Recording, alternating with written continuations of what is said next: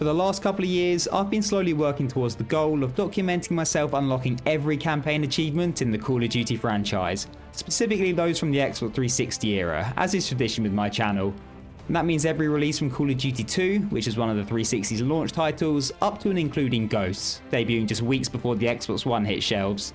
I actually would have loved to include Call of Duty 1 in this, as it had a digital release as Call of Duty Classic back in 2009, but unfortunately I never picked it up and it now can't be downloaded due to the Xbox Marketplace shutdown, so those are some achievements that it looks like I'll never unlock.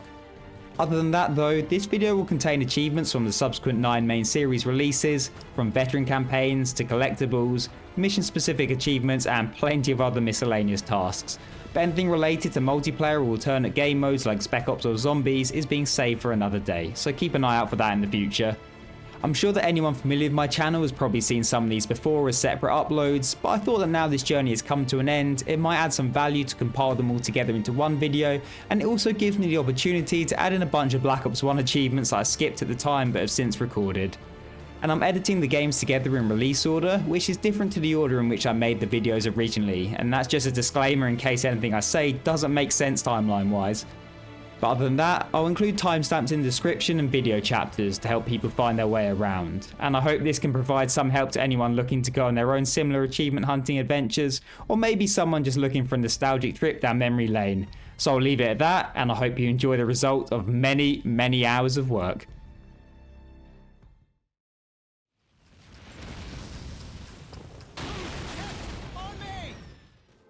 Last year I took down World at War on veteran difficulty, which I think it's pretty fair to say is generally considered to be the hardest of the Call of Duty games, or so I thought, because that clearly wasn't enough to impress some, with comments saying that World at War isn't actually that hard compared to Call of Duty 2, and if I want a real challenge, I need to play that. And you know what? They might just be onto something. I'll say it right now, this game is not fun on veteran. In fact, I found it to be quite the opposite of fun, but here we are in the name of achievements and content. Think of this as me doing it so you don't have to, and if you've already done it, then I can truly say that I feel your pain. As a whole, the game isn't too bad. There are plenty of short missions that I breezed through, but they are far outweighed by some moments which are just complete insanity and really make you question why you're putting yourself through this. I truly planned on keeping track of the number of times that I died, but I genuinely had over 150 deaths long before reaching the halfway point, so I gave up with that idea. Dying a lot in Call of Duty obviously isn't unheard of. It doesn't take much to take you down on veteran in any game, but there are a couple of things here that make it especially ridiculous. First are the infinitely respawning enemies. Again, this isn't a concept unique to Call of Duty 2, but here they're put in horrendously confined spaces which you're then forced to run into head first in order to progress. And there are plenty of houses throughout the campaign that will cause nightmares because of this. And I found the cherry on the cake of frustration to be the friendly fire mechanic. I get it, shooting teammates is bad, but sometimes you are sent back to the last checkpoint if what feels like a single bullet hits someone that shouldn't. And to make it even worse, sometimes they will just run out in front of you out of care in the world. And do I even need to talk about the grenade spam? And you can't even throw them back in this game either. And if all those things don't cause enough suffering, occasionally you will just get completely ruined by a checkpoint and forced to restart the entire level over again. Anyway, with all that moaning out of the way, I should probably get into the game. And the quick backstory to Call of Duty 2 is that it was released in late 2005 as a launch title for the Xbox 360, and to some very high praise. Of course it looks aged now, being nearly 20 years old, but at the time these were some pretty mind-blowing graphics. And the achievements are simple, 13 in total and all unlocked by completing the game on its hardest difficulty, but unfortunately, simple very much doesn't mean easy. The game is of course set during World War II. The story is experienced through the perspectives of 4 soldiers, one in the Red Army, one in the US Army and 2 in the British Army. And with these 4 soldiers comes 4 campaigns with a total of 27 missions, so a fair amount to get through. The campaign starts out in Moscow with the basic training mission, which pretty much serves as a tutorial, but with a bit of combat when the German forces invade. And of course, I couldn't forget the power of the mighty smoke grenade. These helped carry me through World at War, and they're once again a big help here. This was a nice stress-free level to ease me in, although I still couldn't avoid dying of course, but I did get my first achievement. The next level involves the destruction of a German outpost in Stalingrad. There was nothing too tricky here, a courtyard to get across, a counter-attack to hold off, before finally advancing towards and into the stronghold and placing the explosive charges. And once the building was brought down, up popped my second achievement. And at this point I'd unlocked the British campaign, but I stuck it out with my boys in the Red Army, and the following mission definitely started to up the difficulty.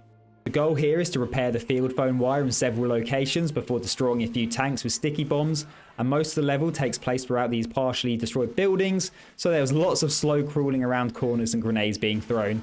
Luckily, the infinitely spawning enemies hadn't quite kicked in at this point, but the speed at which I'll die throughout the game was made very clear.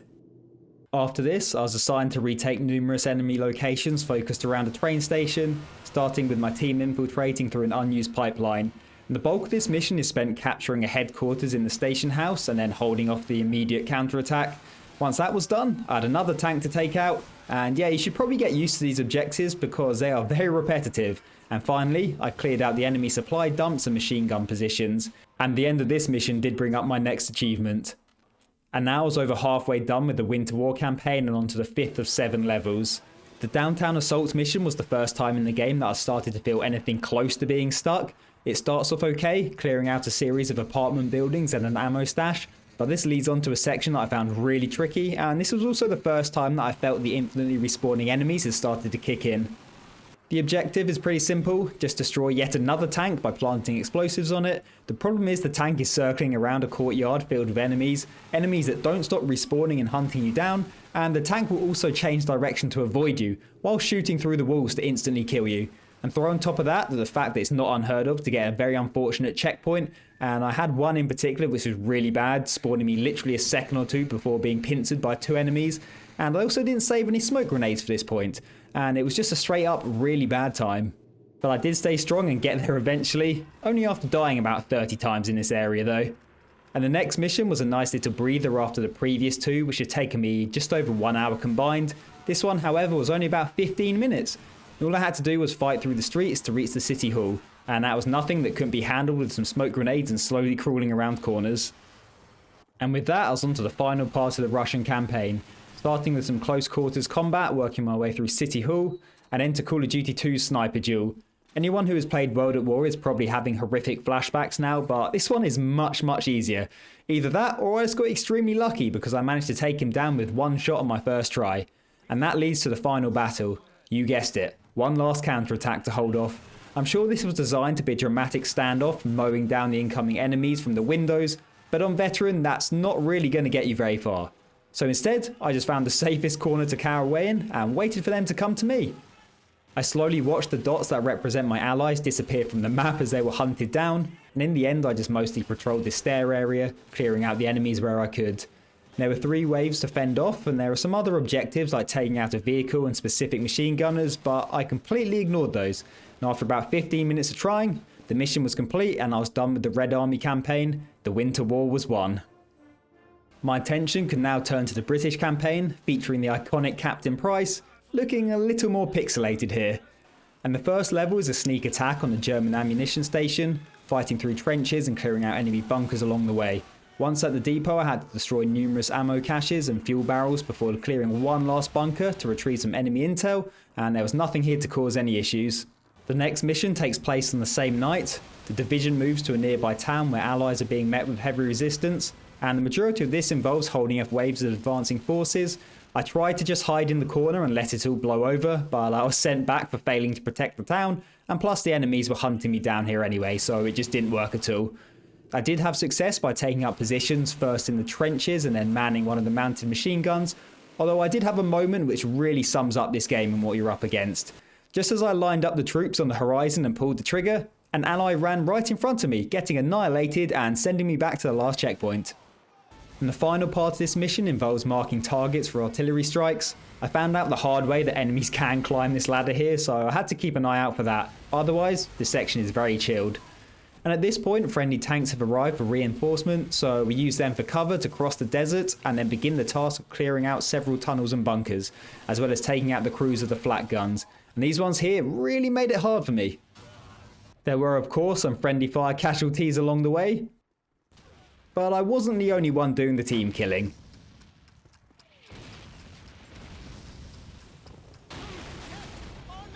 And after clearing the last bunker, we moved on to take over a German communications centre, radioed to HQ, and brought up the end of the level.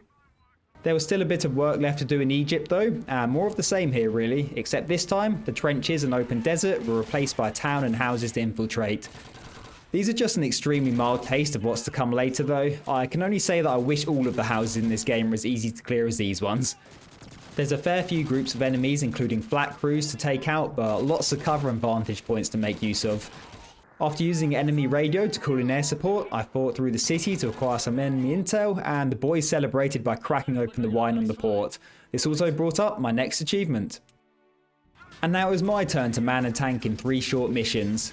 These all lead straight into the next and are very similar, riding around the desert, destroying enemy tanks or positions in the trenches. As it is veteran, you will still obviously die very quickly, sometimes seemingly out of absolutely nowhere, but overall, these are pretty easy. Just don't go rolling into the middle of the open areas and expect it to work out. There's plenty of cover to take, whether that be some terrain or the corpses of your allies. And sometimes it can be a bit tricky to see where the targets are, but they're marked on your minimap. Also, the pause menu will say what you have left to destroy, and overall, these were just easy, finishing up all 3 in under 20 minutes and unlocking another achievement. So it wasn't long before I was back on foot with harder missions to tackle again. This one begins in a building which is under fire from troops and an armoured car. In theory, I was meant to man a mounted machine gun and mow down what I could, but this is just a time sequence, so it's pretty pointless. Instead, I did what I do best, curled up in a corner and waited until I could move somewhere else. And once this door opened, we made our way downstairs into the street, taking out the gunner of the vehicle before hijacking it with me taking control of the turret. This next area is an on-rails section with the AI doing the driving, and all I had to do was spray bullets at everything in sight, which included foot soldiers, enemies wielding RPGs on the rooftops, and other vehicles. It's definitely more forgiving than similar parts in other games where if you don't take down certain targets pretty much immediately, you just die on the spot. And here there is a lot more room for error, and I had RPGs fired at me but miss etc, so ended up getting through with no restarts. The car hits a mine eventually, which leads into the final battle through the streets and to the end of the level.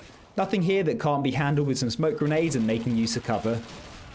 Sticking to the streets of Tunisia, I fought through the town eliminating several Flak 88 crews before capturing the final objective with a nice little flanking manoeuvre here. Although I was a little bit too twitchy on the trigger, luckily I just had a new checkpoint seconds before. Unfortunately, finishing this level with relative ease meant I was quickly onto the next mission, the start of which was the point that I gave up counting my deaths. It starts with your car being ambushed and you finding yourself on the ground right between 2 buildings which are just covered in German infantry. I think just playing some slightly sped up footage will get my point across better than my words ever could about the horrors of this section.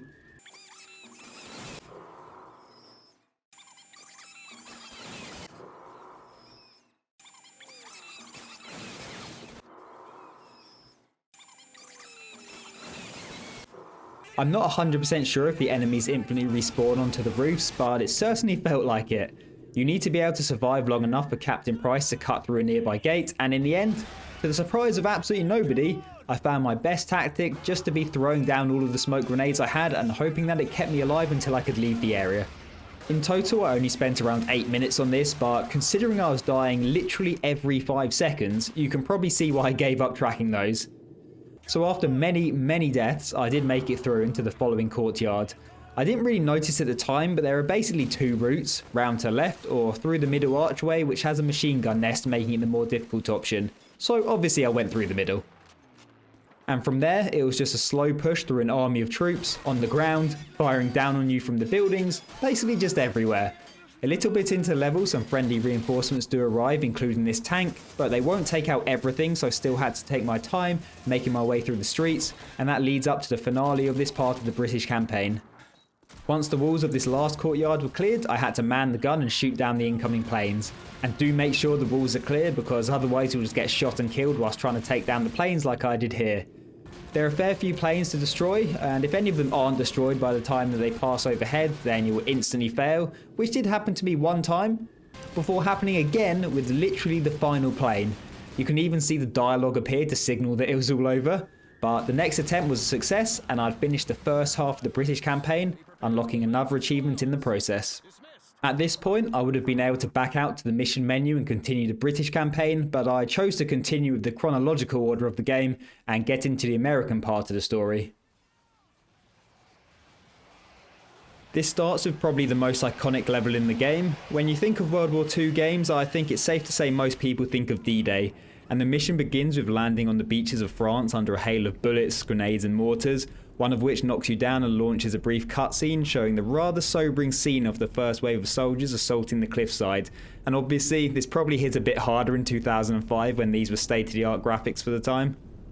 Once up the wall, we started to push through the trenches and bunkers with the objective of destroying German artillery guns which had been hidden somewhere in the nearby area.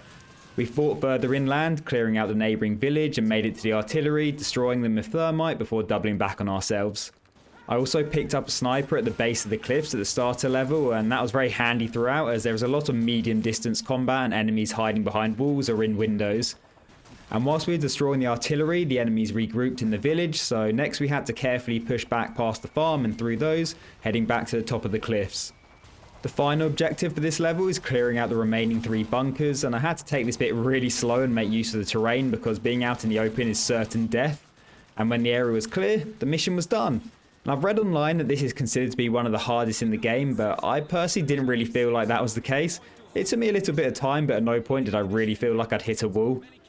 The next level starts at the crossroads that I passed through on the way to destroying the guns in the previous. Surrounded by a ton of enemy troops, the objective throughout is just to hold off the attacking forces, slowly retreating back through the orchard, town and the beach whilst waiting for reinforcements. There's somewhere around 4 or 5 spots you're forced to defend before being given the orders to fall back further, and it ends up in the bunkers at the cliffs. Here I of course tried to find the safest corner to back myself into and wait for the timer to count down. I was then able to deploy some green smoke to help my allies with their bombing of the area, and that was another level ticked off.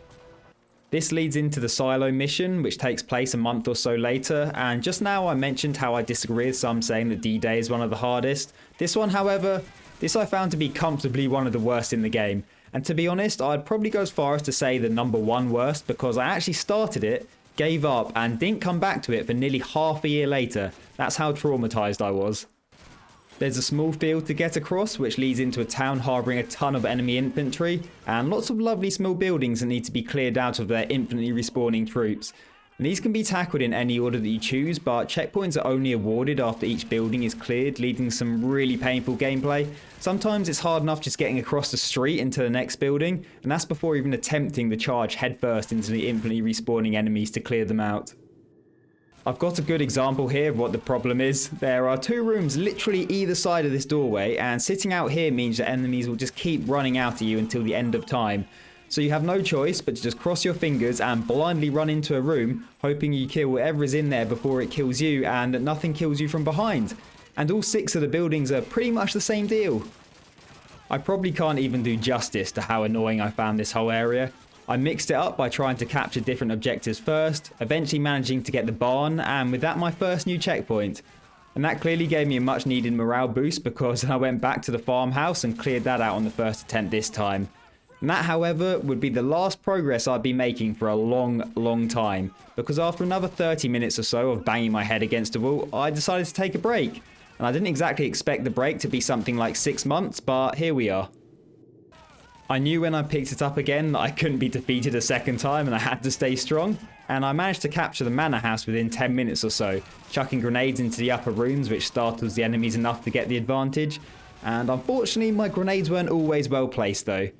And it was at this point the friendly fire mechanic started to become the bane of my existence. There is one house in particular that was just absolute chaos. There were multiple entrances, windows everywhere, enemies running at me from all directions, leaving me extremely on edge because even just getting inside was hard enough. So then throw into the mix the occasional ally who just runs straight across, and what am I going to do? Obviously shoot at them, and we all know what happens then. So yeah, this bit had me pulling my hair out, but after another 20 minutes or so, I'd captured it, leaving just 2 to go. And just like before, that obviously gave me renewed confidence because I took down the next house very quickly, and that meant I only had the post office left. And this has the potential to be extremely annoying because just like the example I gave before, it has 2 rooms either side the top of the stairs. But thanks to some divine intervention, I actually managed to flush everything out with just grenades and I didn't even have to push all the way up. And clearly the game felt that I'd suffered enough at this point. The final objective is defending the area from a counterattack by sniping from a partially destroyed silo. This involves taking out mortar crews before they fire at you, and the minimap will mark where they are setting up, which gives you a bit of time to react, but there are quite a lot to deal with. Now, I've actually completed this game before a few years ago, and at this point I basically got a game-breaking checkpoint. My checkpoint was genuinely as a mortar was about to land on my head, and there was absolutely nothing I could do, and in the end I had to restart the entire level and do all of those houses again. At least now enough time has passed I can look back at it and laugh, although I do wish I had it recorded. Luckily this time nothing quite that bad happened, although I did have one checkpoint that required some pretty quick shooting. I finished up the first part of the American campaign, and with that, one of the worst parts of the game was now behind me. So back into the shoes of the British Army I went to finish that campaign. The division is now in France and the mission is to rescue some American prisoners of war. We made our way into the town, clearing out resistance along the way before coming under heavy mortar fire, so our next job was to eliminate 2 mortar crews. And once we found the prisoners, we needed a way to transport them, but conveniently there was a German truck chilling nearby. I had to do some drive-by shooting, including taking out a tank that appears, but once the short ride was over, I was on to the next level without any trouble. With the prisoners rescued, we moved to the next town and were tasked with securing a crossroads so the convoy could advance. There are a few houses to clear here and troops manning mounted machine guns, but nothing anywhere near as painful as the silo. A Tiger tank appears around this time, but that was light work with a rocket launcher, and then once at the crossroads we had to drive back some enemy infantry. There's a very conveniently placed window here to shoot from. The final part of the mission takes place in the barn, and once we'd captured it there was a counter-attack to hold off which was broken into 5 waves, but it basically just blends all into one. I took up a position upstairs in the barn, and again there is a mounted gun, but it makes you a bit of a sitting duck, especially on veteran difficulty, so I mostly just peeked through the windows taking out what I could. And just when it was looking like all hope was lost, in comes the RAF to save the day. And we regrouped at the crossroads to escort the convoy to the next town, which also signals the start of the next level. And if the silo isn't the worst one, then this certainly is. But I find it hard to give it the top spot considering I didn't need to take an extended break from the game because of it. I was actually looking at the wiki to jog my mind about what each level contains, and this is the only one that I noticed having an actual warning before the walkthrough, so that must mean something. It's basically the same level, just reskinned. There are 5 objectives to secure and you'll get a new checkpoint for each one. These are the town hall, the post office, the flat gun, the church and the headquarters. And to be completely honest, I'm not really sure what else I can add at this point that I haven't already said. I didn't have much fun here. In total it took about 1 hour for me to clear all these objectives, and nearly half of that was spent on the last one, the headquarters. And honestly, if I didn't save a smoke grenade I probably would still be trying to get it done right now. It's a tiny house that manages to hold hundreds of enemy infantry, and I didn't particularly have a plan. Just throw grenades to cause some chaos and choose the right moments to push up the stairs or into the rooms, and other than that, I just crossed my fingers, and to my relief, I did eventually get it done. Sadly, the difficult missions don't stop here. I had one final thing left to do in the British campaign. As has been made perfectly clear by this point, the objectives are rather repetitive, so we're tasked with taking one last field headquarters. But first, there are a couple of mortar teams to eliminate on our way through the town. Now, capturing the HQ isn't much of a problem. It's the bit that comes after that got the stress levels rising again. Naturally, there is a counter-attack to hold off, but this time to end the level you need to push back across the field through the infantry and plant explosives on the tank sitting just behind this low wall. Sadly, getting across the field isn't enough to earn a checkpoint, even though that's a challenge in itself, so half the time I wasn't even making it to the wall before dying. And then when I did get close to the tank, I was killed by either the tank itself or a sneaky foot soldier lurking near these boxes. For whatever reason, I tried over and over again just going down the right hand side and obviously not getting it done, and then I decided maybe I should try to the left, and wouldn't you know it, that first try I made it round the back of the tank. This was still scary as a hail of grenades kept flying towards me and the tank stared me down, but thankfully any damage I did take wasn't quite enough to take me down, and I used these craters in the ground as a bit of mild cover. I managed to get the explosives on the tank and destroy it whilst living to tell the tale, but just to cause one last minor piece of annoyance, my video capture played up, so the footage is frozen here, but that was a small price to pay. And speaking of price, this is the last we'll be seeing of him because that was the British campaign all done and another achievement closer to completion. At this point I only had a few achievements left to unlock and they all came from finishing the American part of the story. The objective of these 3 missions is to capture Hill 400, a bunker sitting at the top of, no surprises here, a big hill, and first we were tasked with clearing out the nearby town. There are of course multiple houses, but nothing as traumatizing as what came before, as well as a nice selection of machine gunners, a vehicle and mortars to deal with. Obviously there were a lot of deaths here, but I finished up by clearing out the enemy infantry from the church and surrounding area and moved closer to the end of the game. With the town under control, we can now start the assault of the hill. These next two levels effectively blend into one and are pretty tough. Definitely up there, the hardest in the game, and whilst they didn't cause me as much trouble as some of the others, they still took a while to get finished. There is a lot of stuff to get through. First, I was faced with the initial charge up the hill whilst watching everyone getting mown down around me, and with the objective of destroying 3 bunkers. I'm not sure if this is the only point in the game that the AI will actually throw smoke grenades themselves, but I was glad to see it, meaning I could save mine for later on. To be honest, the smoke isn't really needed here. It's not particularly hard, this first bunker. There are enough trees, holes in the ground and meat shields to get safely up. And once at the door, I used some explosives to get in and cleared the enemies inside. There's another smaller bunker just next to it, which is definitely worth searching for the sniper rifle. And from there began the slow push further up the hill. Luckily there is a ton of cover because death is near instant when hanging around out in the open, and the scoped weapon comes in really handy here for picking off the resistance, especially the machine gunners. There seems to be multiple routes to take to all the objectives here, and I found moving around to the left of the second bunker to be the easiest, reaching that and capturing it just as before. Now just one remained, and the game mixes it up a bit by chucking in an armoured vehicle patrolling the area. Destroying this, as well as 2 mortar crews, are also objectives required for finishing the level, but I chose to ignore those until the bunker was cleared. This one is a little bit bigger than the others, and I kept trying to rush clearing this last room, resulting in obvious death, but once I showed a little bit of self-restraint, I had it done. And then from the roof picked off the first mortar crew, maybe going a bit over the top of the grenade use here, and then I moved round to take out the second. There's also a rocket here which obviously comes in very handy for destroying the vehicle, but it's also possible to blow it up with a satchel charge if you can get close to it. This route worked out pretty well though, and that marked the end of the level. So just now I said that these 2 missions are up there the hardest, and what I really meant was this one in particular. It's basically just 5 to 10 minutes of surviving a massive onslaught of attacks and holding out on the hill waiting for reinforcements, but thanks to all the deaths, it actually took me about 30 minutes. And for this whole level you're locked into a small perimeter around the final bunker, and speaking of that bunker, I didn't notice at the time, but according to the wiki, if you attempt to just hide at the entrance of it, the game will spawn grenades being thrown in, even if no enemies are nearby, just an intent to stop you from cowering away in there. The first objective is to take out mortar crews attacking the hill. Similar to the silo, these spawn randomly and are marked on the minimap, but thankfully they're not as punishing here because you're actually able to move around and you're not just a sitting target. And once those are all dealt with, I had to take cover from the artillery barrage. This happens a couple of times and signals the next phase of the fight. There were only a few infantry to clear out and 1 vehicle before the next set of shells came flying in. And with that over, there was one last standoff to survive. A 5-minute wait until reinforcements whilst under constant attack from all sides, and a selection of vehicles and infantry to try either destroy or evade. It's not really possible to stay still because of the grenade mechanic I just mentioned, but luckily there is a very healthy supply of smoke grenades laying around, so I just threw those down for cover and hoped for the best. I did move to the bunker right at the end, and you can see here the absurd amount of grenades that instantly came after me, but that couldn't stop me, and once the timer reached 0, allied planes come in to bomb the hill, and I was rewarded with a nice achievement for my efforts. That meant I was on to the 27th and final level of the game. The objective here is to take the town neighbouring the river. After crossing in amphibious transport vehicles, we found the other side to be completely covered in mines, so we're forced to continue on foot.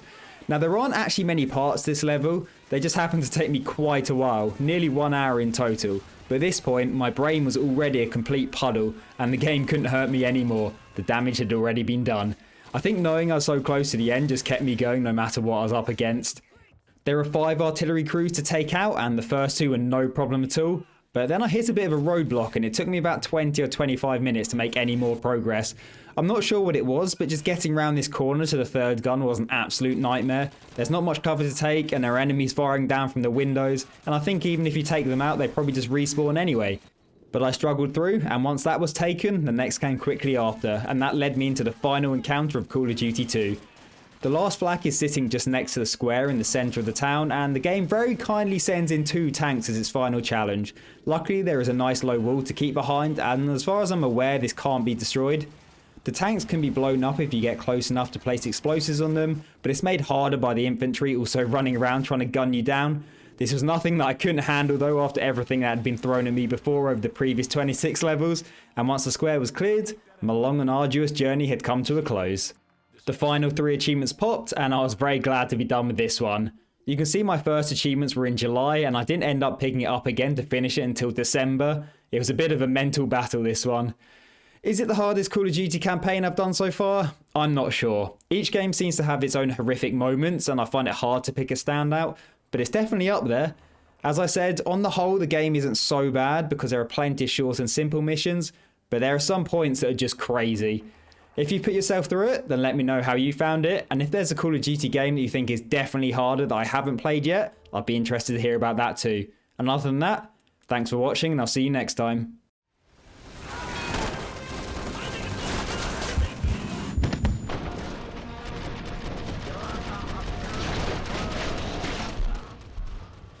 I'm on a mission to complete the hardest difficulty on every Call of Duty game, and today I'll be taking on the infamous Call of Duty 3.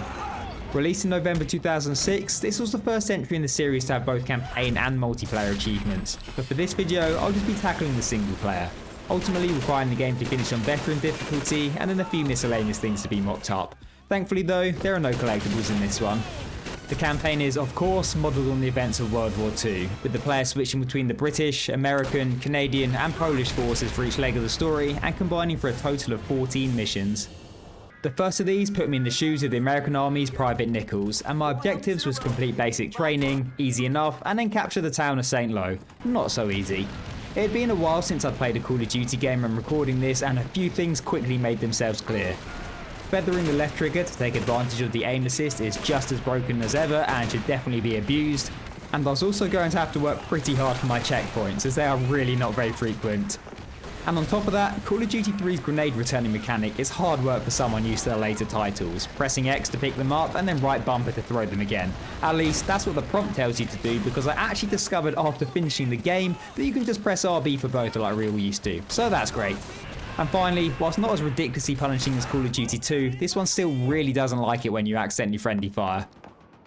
But ultimately, this opening mission wasn't all that difficult, clearing out the graveyard and church, then being introduced to this hand-to-hand quick-time event which may have felt new and exciting in 2006, but not quite so much now. It's not the only questionable mechanic found in this game either, but I'll get to that later. And after that, I marked targets for a tank to destroy and finally held off a counter-attack after capturing a German outpost. There's a few holdout sections like this dotted throughout the campaign, but they all seem to be time-based, so the best strategy I found was just to sit in the corner and wait for it all to blow over. And with the first of 14 missions ticked off, I unlocked my second achievement for completing a level whilst being hit less than 30 times. Unfortunately for me, the smooth sailing ended nearly as quickly as it had started, as I found myself repeatedly failing to get up this hill during mission 2, getting close to the top on one occasion, but mostly not even getting round the corner. On the plus side, I did unlock Purple Heart for dying and retrying 20 times, although for my mental health at that point, I thought I should take a break. And that proved to be a good choice, as when I did build up the strength to try again, I managed to reach the barracks at the top, and despite the extreme fear of dying and being sent all the way back to the bottom, successfully took out the remaining enemies and got my next checkpoint. Another thing that I noticed was that, to me at least, the AI did seem a bit more useful in this game compared to Call of Duty 2 for example. Like they were actually making a bit of an effort to push up and not leave me to do 100% of the work. Don't get me wrong, you're still going to have to carry 95% of the weight, but it's noticeable just having them there to distract if nothing else. And the mission ends with a series of bunkers that all need to be cleared out in one go, as there is no checkpoint from here.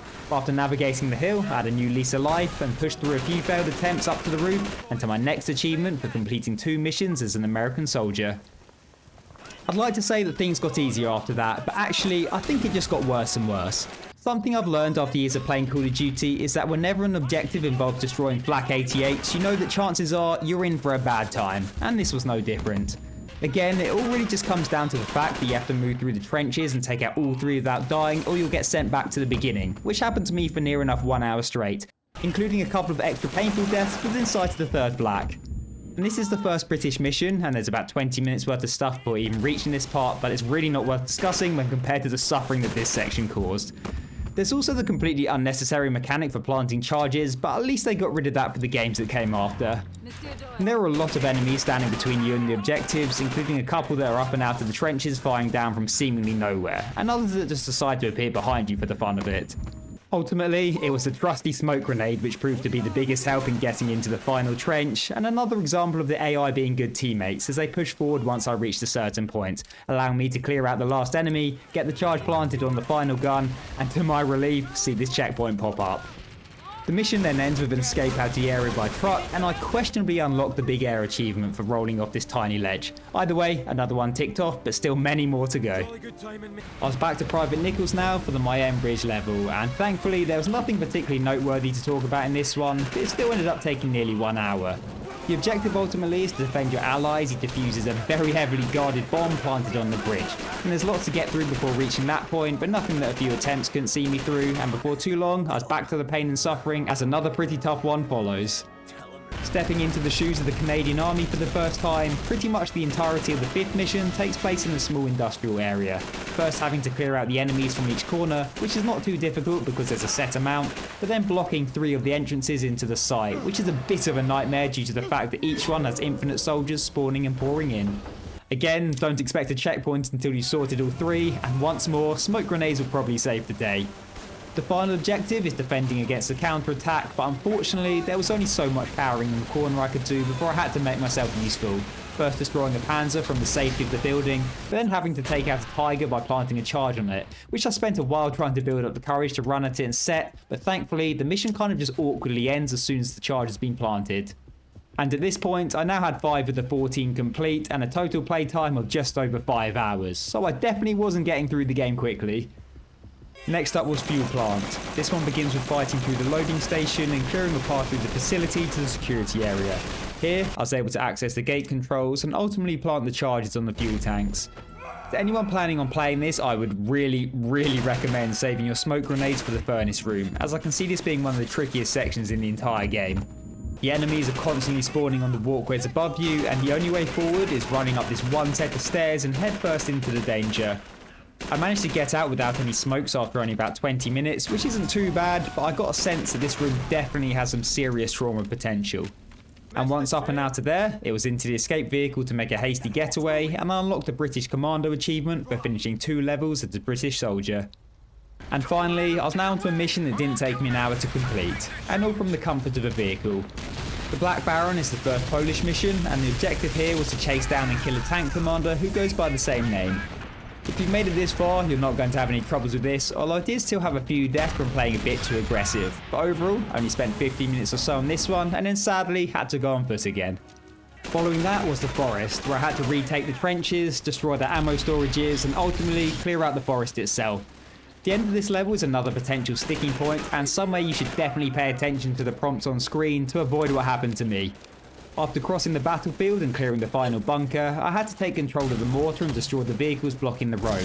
The first problem is that whilst the game doesn't say it, you're pretty much under a time limit to get it done before getting overwhelmed by the attacking German troops, who eventually make it impossible to even peek out of the trench, let alone operate the mortar. The second problem is that said mortar is not aimed by simply moving the thumbsticks, and instead they need to be rotated. I missed this bit first time around and couldn't for the life of me figure out what I was meant to be doing when under the pressure of the onrushing enemies, leading to inevitable death and being sent back to the other side of the battlefield. The checkpoints in this game are really brutal. Second time round, I had some extremely close scares, not helped by the fear of friendly firing amongst all the chaos, but I did just about survive and get the mission finished. The Laison River level was probably the hardest for me overall, at least it took the longest. Not long after starting, I came face to face with the dreaded flak positions in trenches, and of course there's another 3 of them, and obviously there are no checkpoints to be found until all are dealt with. I feel like this objective alone, especially on veteran, warrants an entire level itself, but unfortunately there's quite a bit more after, clearing out and pushing through a motor pool before reaching a very heavily armed house with another 88 out the back. It's not overflowing with infinitely respawning enemies like the houses in Call of Duty 2, but it's still pretty bad. There's just a lot to deal with, including those hidden away out back, and I had a painful failure after emptying the house but getting killed the first time I got out the other side. But I learned my lesson and took the next one extremely slow, crawling into the flak position, and after 90 odd minutes, finishing the mission and unlocking the Canadian Highlander achievement. So I was slowly making my way through the campaign and onto the 10th mission now, and thankfully a bit of an easier one compared to the last couple. Although it does start in rather dramatic fashion as the squad run for cover as mortars rain down all around. There was then a series of partially destroyed buildings to fight through and clear out before reaching the main objective, capturing the crossroads. Overall, there's a lot to deal with, but again, nothing that was particularly challenging, especially after some of the stuff that's been dealt with up to this point. Shout out though to this guy who spawned in out of thin air like the Terminator and proceeded to murder me. Definitely a good example of the kind of thing you'll be dealing with when playing this game. But even that BS couldn't hold me back, as I did a mix of making myself useful, picking enemies off, and also just hiding away from trouble and letting my allies do the hard work. Eventually, I reached the point that I could join them outside for the final stand, and we pushed the enemy troops back, capturing the crossroads and signaling the end of another level. The 11th mission is Hostage, where the main goal is to save Major Ingram and later several French resistance fighters. It's also the last time the player takes control of Britain's James Doyle. And if you're not playing on Veteran and just storming through, this would probably be the longest level, because there's a fair amount to get done. I started on a mounted machine gun, mowing down all in my path, before the truck is ambushed and I have to go on foot to find and rescue the Major. After that, there's some driving to do between 3 different locations and houses to clear in order to rescue the remaining hostages. And again, whilst these can still be a bit painful due to the lack of checkpoints that's so rampant in this game, having suffered through Call of Duty 2's house clearing sections and battling the waves and waves of enemies spawning in closets, it doesn't feel so bad this time round. There was also a comical moment where the Jeep parked itself against a wall, and when I reloaded the checkpoint after dying, it instantly crushed one of the AI companions. Whilst funny, I was a bit annoyed that I just lost a meat shield and extra firepower, but luckily, he reappeared not too long after. With everyone rescued, I reached the final firefight of the British campaign, and most of the time in this area can be spent cowering behind cover, but sadly I did have to eventually move and provide support from the resistance as she plants a charge on an armoured vehicle. Unfortunately, said charge explodes early, taking her out in the blast, but no time to be sentimental as the end of the game was starting to come into sight. Next up was the final Canadian mission, the Corridor of Death, which sounds very dramatic, but it was actually one of the quickest for me, taking just under 40 minutes or so, which compared to how the rest of the game has gone up to this point was basically a speed run. The trickiest section I found was near the beginning of the level, having to push through this open yard area and into the first houses. Looking back at my footage, it only took me about 10 minutes, but I think the fact I was pretty much dying every 10 seconds made it feel like I was there for a lot longer. With that successfully navigated, we had to work our way up through the town, taking out a couple of MG positions to get to the tavern where, you guessed it, there's another holdout section.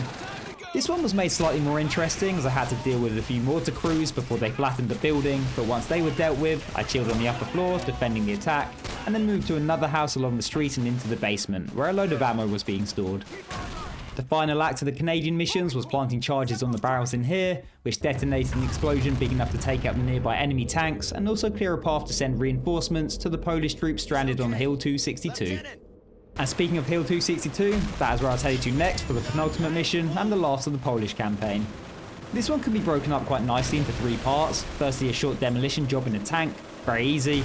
Second is a big push through a couple of trench areas, very hard.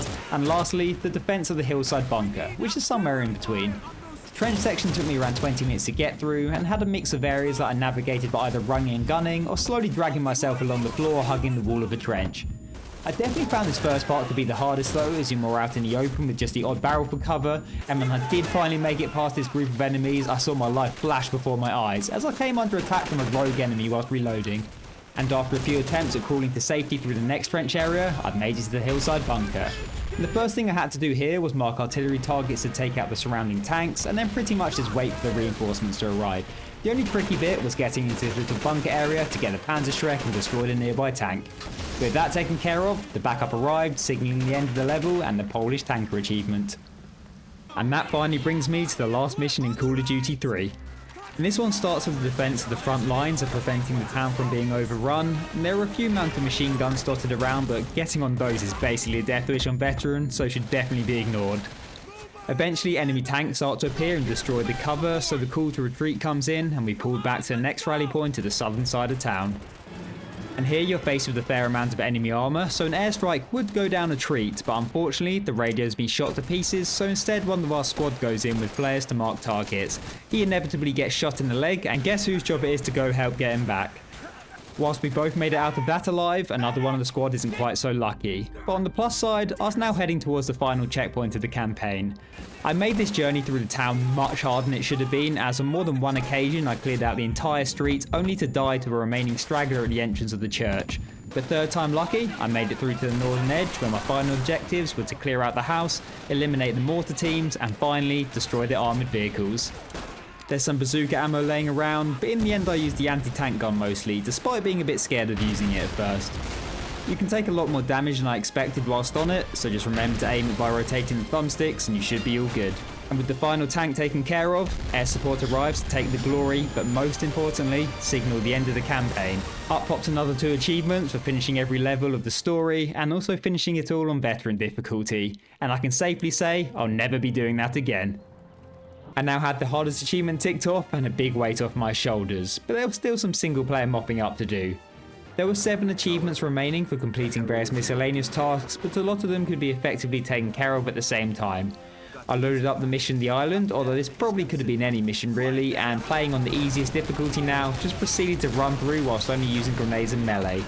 I did however pick up a German weapon along the way, and also kept hold of the assault rifle that you spawn into this mission with, and you'll see why in a moment. Being recruit difficulty obviously means you can be a lot more carefree, however it still is possible to die, and I came extremely close in this bunker near the end of the level. Luckily I survived that close call, and I made it to the top of the bunker, finishing the mission and unlocking 3 achievements for a mighty 150 gamer score. And those were for using less than 300 rounds of ammo, not dying or using a checkpoint, and also not firing a shot at all. And now there's a nice little trick you can do, which is also where those 2 guns I held onto come into play. By restarting from the last checkpoint after those achievements pop, but before the mission properly ends, I was able to do the last section again, but this time using the Kar 98. And upon reaching the end, unlocked another 2 achievements for using only a bolt action rifle and only a German weapon during a mission. And then once more using the bar this time for the assault trooper achievement. That left me with just 1 single player achievement left to unlock, requiring 5 grenades to be picked up and thrown back. The description doesn't actually say this, but they all need to be in the same mission.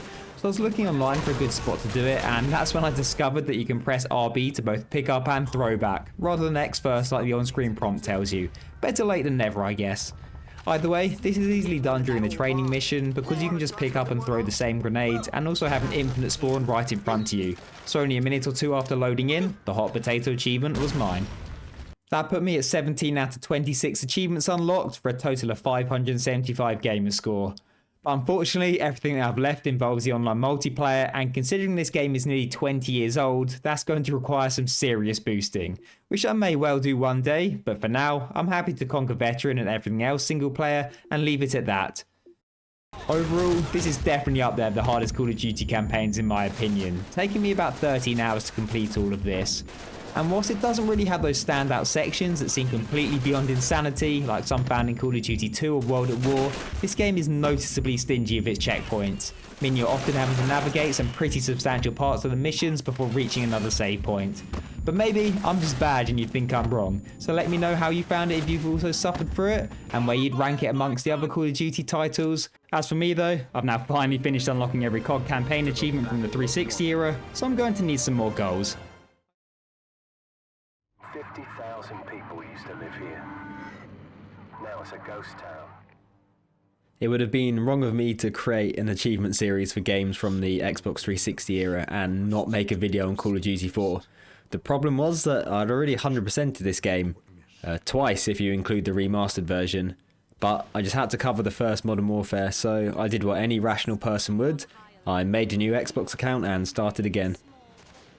The game doesn't actually have that many achievements, and most you get from completing the campaign on the hardest difficulty. So my plan was to go straight in on veteran and finish the main story, maybe unlocking some random bits along the way. Then I would go back from the start on recruit difficulty and mop up anything I missed, such as the miscellaneous achievements and the collectible intel.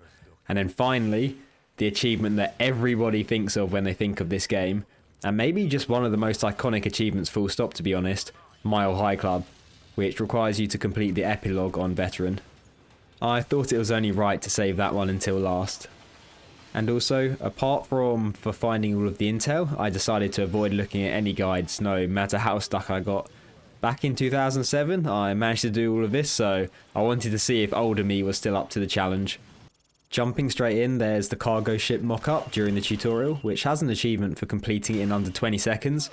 I didn't want to sit and attempt to grind this out when I was super rusty though, so just moved on for now into the very nostalgic first mission. And I remember playing the multiplayer variant of this map when I first got Xbox Live and just couldn't comprehend how I was playing against other people around the world, which is something that we obviously take massively for granted now.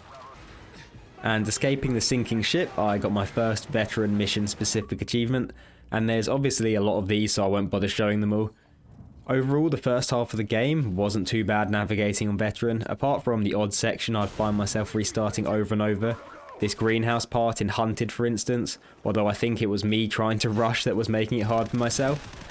I also managed to pick up a few miscellaneous achievements along the way, which were saving an ally locked in the struggle on the stairs during the bog, killing an enemy whilst blinded by a flashbang, which I did during Hunted, killing 5 or more enemies with one shot from the AC-130, which you can only unlock whilst playing Death from Above, and an achievement for stabbing an enemy who has been downed, which I did during Shock and Awe. This led me on to one of the most famous missions in all of first-person shooting, and probably all of gaming to be honest, all gillied up. Just mention Call of Duty 4 to somebody and they'll probably think of crawling through the grass with a sniper in hand. I know you can successfully navigate this level all guns blazing, but it just seems wrong to do it any way other than with a stealth approach, especially on veteran. There's also an achievement for completing without alerting an enemy, so that's even more of a good reason to do it. I also want to give a notable mention to this absolutely classic moment of trying to stay hidden whilst the squad moves basically over the top of you. I don't know how, but it really managed to make me feel like nervous and on edge, and in the end I huddled against this tree and waited for them to pass. And shortly after that I did have a bit of a scare when 2 soldiers seemingly saw me but didn't actually set off the alert, so I wasn't really sure if the achievement had been compromised, but decided to continue on anyway. A few more stealth sequences followed, but I reached the end of the level without any trouble and did unlock the Gillies in the Mist achievement for doing it all undetected. Now, when I think of the hardest parts of the Call of Duty 4 main campaign, I probably have 3 moments in particular that stick out in my mind, and this next level is the home to the first. After sniping Zakhaev, fighting or running through some pretty tough clusters of enemies, and carrying the injured Captain Macmillan through the second half of the level, I came to the standoff at the Ferris wheel. Now, I remembered this bit being really tricky, but I'd always used this spot behind the bumper cars previously, so that's where I set up again. I got super lucky a couple of times. First, when a group of soldiers rushed around the corner at me and somehow I managed to survive and kill them in a blind panic spray. And second of all, when the rescue chopper arrived and I had to carry Macmillan, so obviously wasn't able to shoot, I pretty much just ran and hoped to this point, and somehow I ended up completing this section first try. So maybe it wasn't as hard as I remembered, or maybe I just got very fortunate with this run. There was no time to celebrate though, because the very next mission, Heat, had the second horrible section to navigate. Again, it involved a rescue chopper, but this time it didn't come to me. I had to run down the village to the landing zone within the time limit. I would love to be able to go into more detail about my strategy for this, but mostly it was just a lot of running and hoping. There were a few bits I did that are worth mentioning though, such as sticking to the far right hand side for crossing the fields and making use of my smoke grenades to help provide cover. Then once in the village I cut back across to the left because that side seemed to have less enemies to navigate. Eventually, after getting mildly stuck at a pretty brutal checkpoint right out in the open, I managed to make it down the hill and by hopping over this fence here, reached the landing zone. Overall, this section took me about 25 minutes or so to complete, which isn't too bad, but when you're just running the same minute or two over and over, it does get a little tedious. But at the same time, I guess it was just preparing me well for what was to come later. Over the next few missions, I grabbed another couple of miscellaneous achievements, which were for surviving a dog attack and then killing 4 enemies in a row with headshots. Next up was the mission No Fighting in the War Room, and this is the last real hurdle for beating the main story on veteran. Well, one section in particular. There's a T-junction of tunnels that leads onto more tunnels filled with enemies, and I found myself getting stuck between pushing to make sure I had enough time left to complete the objective, whilst also not just running face first into instant death.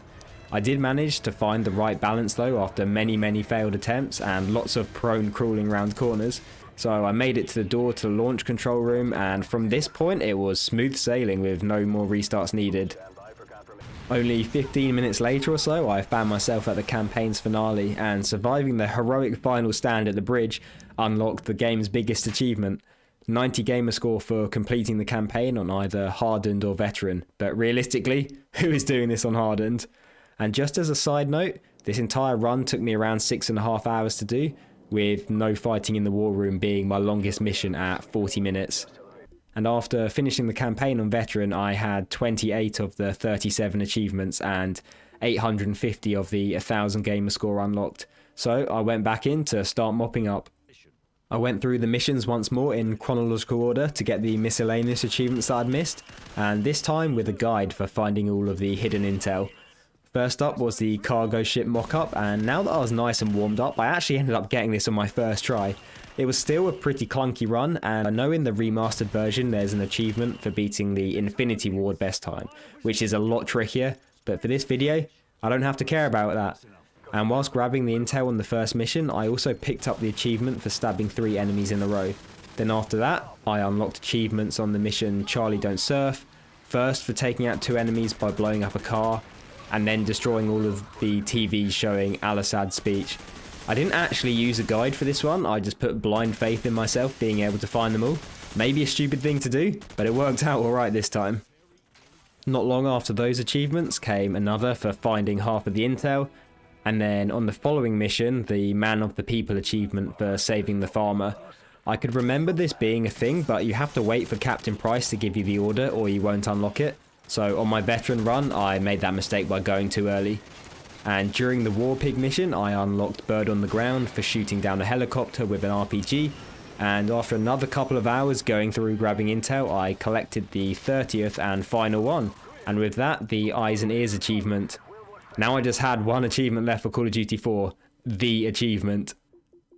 Mile High Club honestly needs no introduction at this point, but I'm going to give it one anyway for those who have managed to make it this far in life without knowing about it. It's the epilogue mission and must be completed on veteran for the achievement. Like No Fighting in the War Room, you're on a time limit, but instead of the 9 minutes that gives you, Mile High Club gives you just the 1 minute. And you have to fight your way through 2 levels of a passenger plane, and many enemies. You can pause briefly to reload at points, but realistically you've got to be nearly constantly pushing forward or you just won't have enough time. And if you do make it up the stairs and to the other side, you have to rescue a hostage in a lovely high pressure situation, knowing that failure puts you back at the beginning because there are 0 checkpoints. I was actually pretty amazed I had so much muscle memory for this from grinding out previously. First in 2007 and then when I did the remastered 5 or so years ago. Obviously, it was rough at the beginning, but I could remember where I should be flashbanging and taking cover, and I felt that I was making quick progress. Don't get me wrong, I still died plenty of times before even making out of the first room, but overall I could sense I was improving, and within the first hour of attempts I started making it close to the end, but each time I just didn't have quite enough time to deal with the final room properly, leading me to some failures where I just blindly ran in knowing my chance of success was basically 0, and also a very painful one where I thought I had it, but got stuck on someone who was downed, which ended up with the plane blowing up in my face with the final door in sight. But I kept grinding away, and only 15 minutes later I had a run that didn't actually start great with some dodgy shooting, but I managed to push through quickly, surviving some near misses and even had my team back me up when I needed. Then this final room I flashbanged pretty much all of the enemies, which isn't always easy to do because there is a guy hidden away in the back left corner and he will often ruin your run. And after knifing the last person in my way, I reached the hostage situation. Now when I first did this in 2007, I remember reaching this point after hours and hours of trying and then shooting the guy in the leg, which, whilst working on other difficulties, doesn't on veteran, and instead you fail with a message telling you that veterans only aim for the head. That moment will most likely haunt me for the rest of my days, so I guess the positive is that I knew not to make that mistake again. This time I waited patiently for the moment to strike and took him out, ending this struggle, and after jumping out of the plane saw the game's most iconic achievement pop. All in all, Call of Duty 4 took me just over 10 hours to 100% from scratch, and I did it in 3 or 4 sittings over the course of a few days, so rather productive. Or not, depends how you want to look at it I guess. Take a quick look online at what is generally considered to be the hardest Call of Duty campaign, and World at War will be right near the top. And more often than not, number 1. The difficulty level at times is quite frankly ridiculous. It's not the sort of hard that's like a fun challenge either. It's more just flat out unfair and makes you wonder if it is even play tested that thoroughly.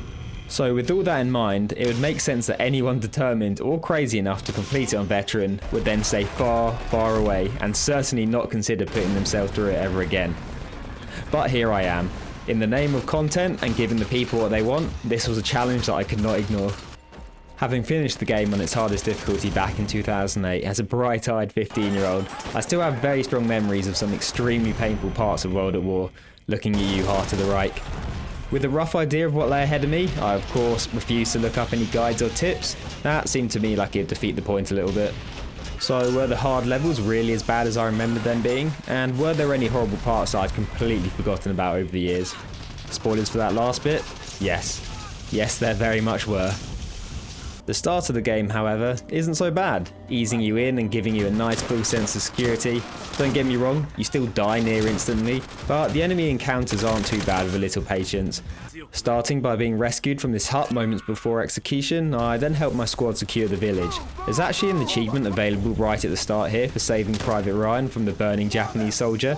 Unfortunately, I triggered it before I was in a position to help him really, so it was too late, so I'll be coming back for this one later. I fought through an assortment of bonsai charges and booby traps, rescuing second squad from the beach, and then came across a part of the game which is extremely ingrained in my brain: the ambush of Japanese troops playing dead. And my first death of the run. There'll be plenty more where that came from. And with the help of a conveniently placed leaky fuel truck, we attacked the base and armed the bunkers with explosives to cripple their operations. Then, making my way to the boat, had a rather close encounter with a bonsai charger, but luckily my buddy Sullivan had my back and dragged me to the boat. From there I witnessed a nice big explosion and picked up my first 2 achievements of the video. One story related and the other for completing the mission on Veteran. Next up was Little Resistance, fighting my way onto Peleliu from the beach and armed this time with the ability to radio in rocket strikes, which are the source of this pretty sobering moment of enemy troops stumbling shell-shocked towards you. But anyway, no time for any emotions or any of their achievements on the line, and the goal of this mission is to wipe out several machine gun nests whilst working through the network of trenches, and then call in rocket strikes on a couple of tanks to clear the way for friendly vehicles and marines. And whilst destroying the tanks, I unlocked an achievement for killing at least 4 soldiers with a naval bombardment. Pretty sure you only get the radio on this level, but it is an easy one. I was surprised I didn't get it earlier, to be honest. At the end of the level, we regrouped in the back room of the trench, where sadly Sullivan takes a katana to the chest. And this mission only took me about 15 minutes, which is similar to the first, and just like that one, there's nothing here that can't be navigated without a little bit of patience. Unfortunately, that's where the quick and easy missions finish for a while. Hard Landing is the 3rd level, and whilst it didn't cause me too much difficulty, it was the start of the missions taking me a bit longer, 28 minutes this time, and from here, it only got worse, let me tell you that. It started with a nice stroll through a swamp when the Marines examining a downed plane end up triggering a booby trap, and, surprise, more bonsai charges. From here we fought through more swamp and trenches to flank the Japanese defences, getting a go of the flamethrower for the first time. And speaking of the flamethrower, there is an achievement for burning an enemy out of a tree which can be unlocked on this mission in this open grassy area, which is home to yet another ambush with the troops hiding in the grass and the trees this time. However, I actually forgot it existed during this playthrough, so it's another one to come back to later. This leads to a large Japanese stronghold which I remember giving me a fair amount of trouble back in the day. Not sure how exactly because I didn't die here once this time, hugging the left side of the building and picking the right moments to push my way in with the help of my squad. Crossing the airfield and destroying the anti-air guns is the final objective for the level. And there are a few tanks to take out on the way, but plenty of bazooka ammo at your disposal and a fair amount of cover. And once across the field, I crawled my way through the anti-air bunker and when close enough, sprayed and prayed with the flamethrower, which worked surprisingly well. And with the AA crews dealt with, the mission ends with a defense against a Japanese counterattack. There are a few mounted machine guns to use, which I'm sure make you feel like a complete badass mowing down the waves of enemies, but on Veteran you can't really poke your head up unless you fancy a quick death. So instead, the best thing to do is simply hide behind the wall and wait for air support to come in, rendering this whole skirmish rather pointless. Still, I managed to find a little spot and pop some shots to try feel at least a little bit useful, and after chilling for 3 or 4 minutes, finished up and got the Veteran achievement. Next was Vendetta, the first mission of the Russian campaign, and this level is really good, in my opinion anyway.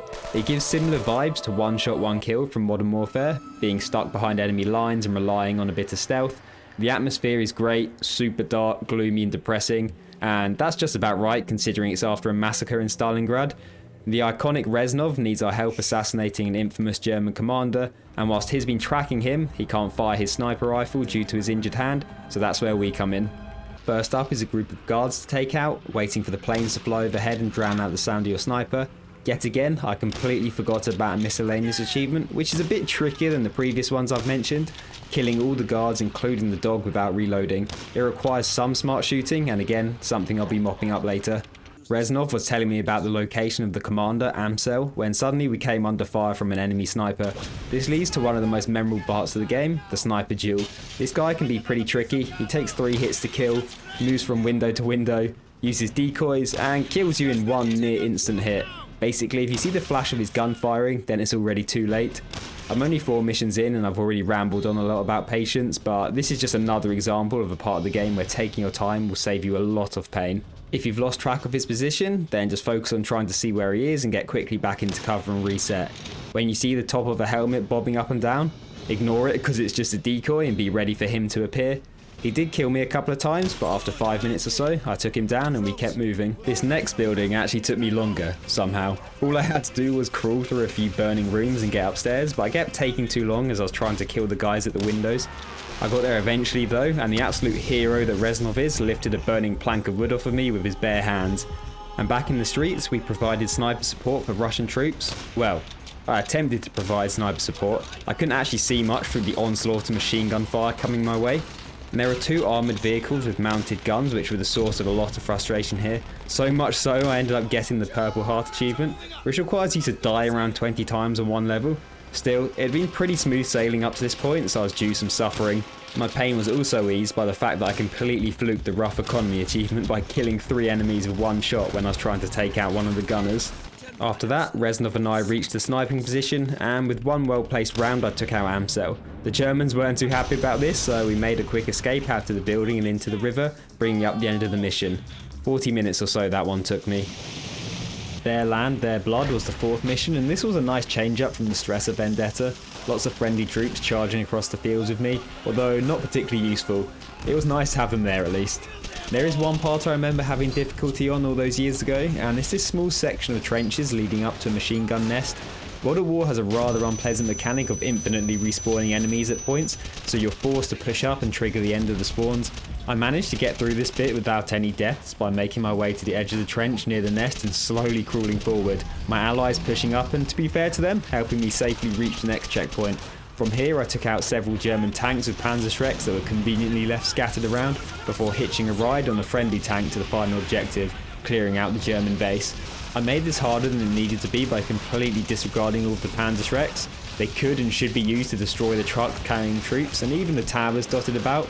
So I could have saved myself from a fair amount of unnecessary combat, but maybe someone else can learn from my mistakes. Regardless, it didn't take long to overthrow the base and receive a rousing speech from Reznov, unlocking the Hammer Strikes achievement for completing it on Veteran. Back to the American campaign now, and missions that cause pain and suffering with Burn Them Out. The objective is simple: fight through the trenches and wipe out 3 Japanese mortar pits so that friendly tanks can advance. Unfortunately, the trenches are absolutely overflowing with infinitely respawning enemies, as well as those that fire down on you from the edge of the trenches, and also snipers in the trees just for good measure. You start the level with 2 weapons, a rifle and the trusty flamethrower, and honestly, you don't need anything else. The flamethrower spray and pray tactic is particularly useful here.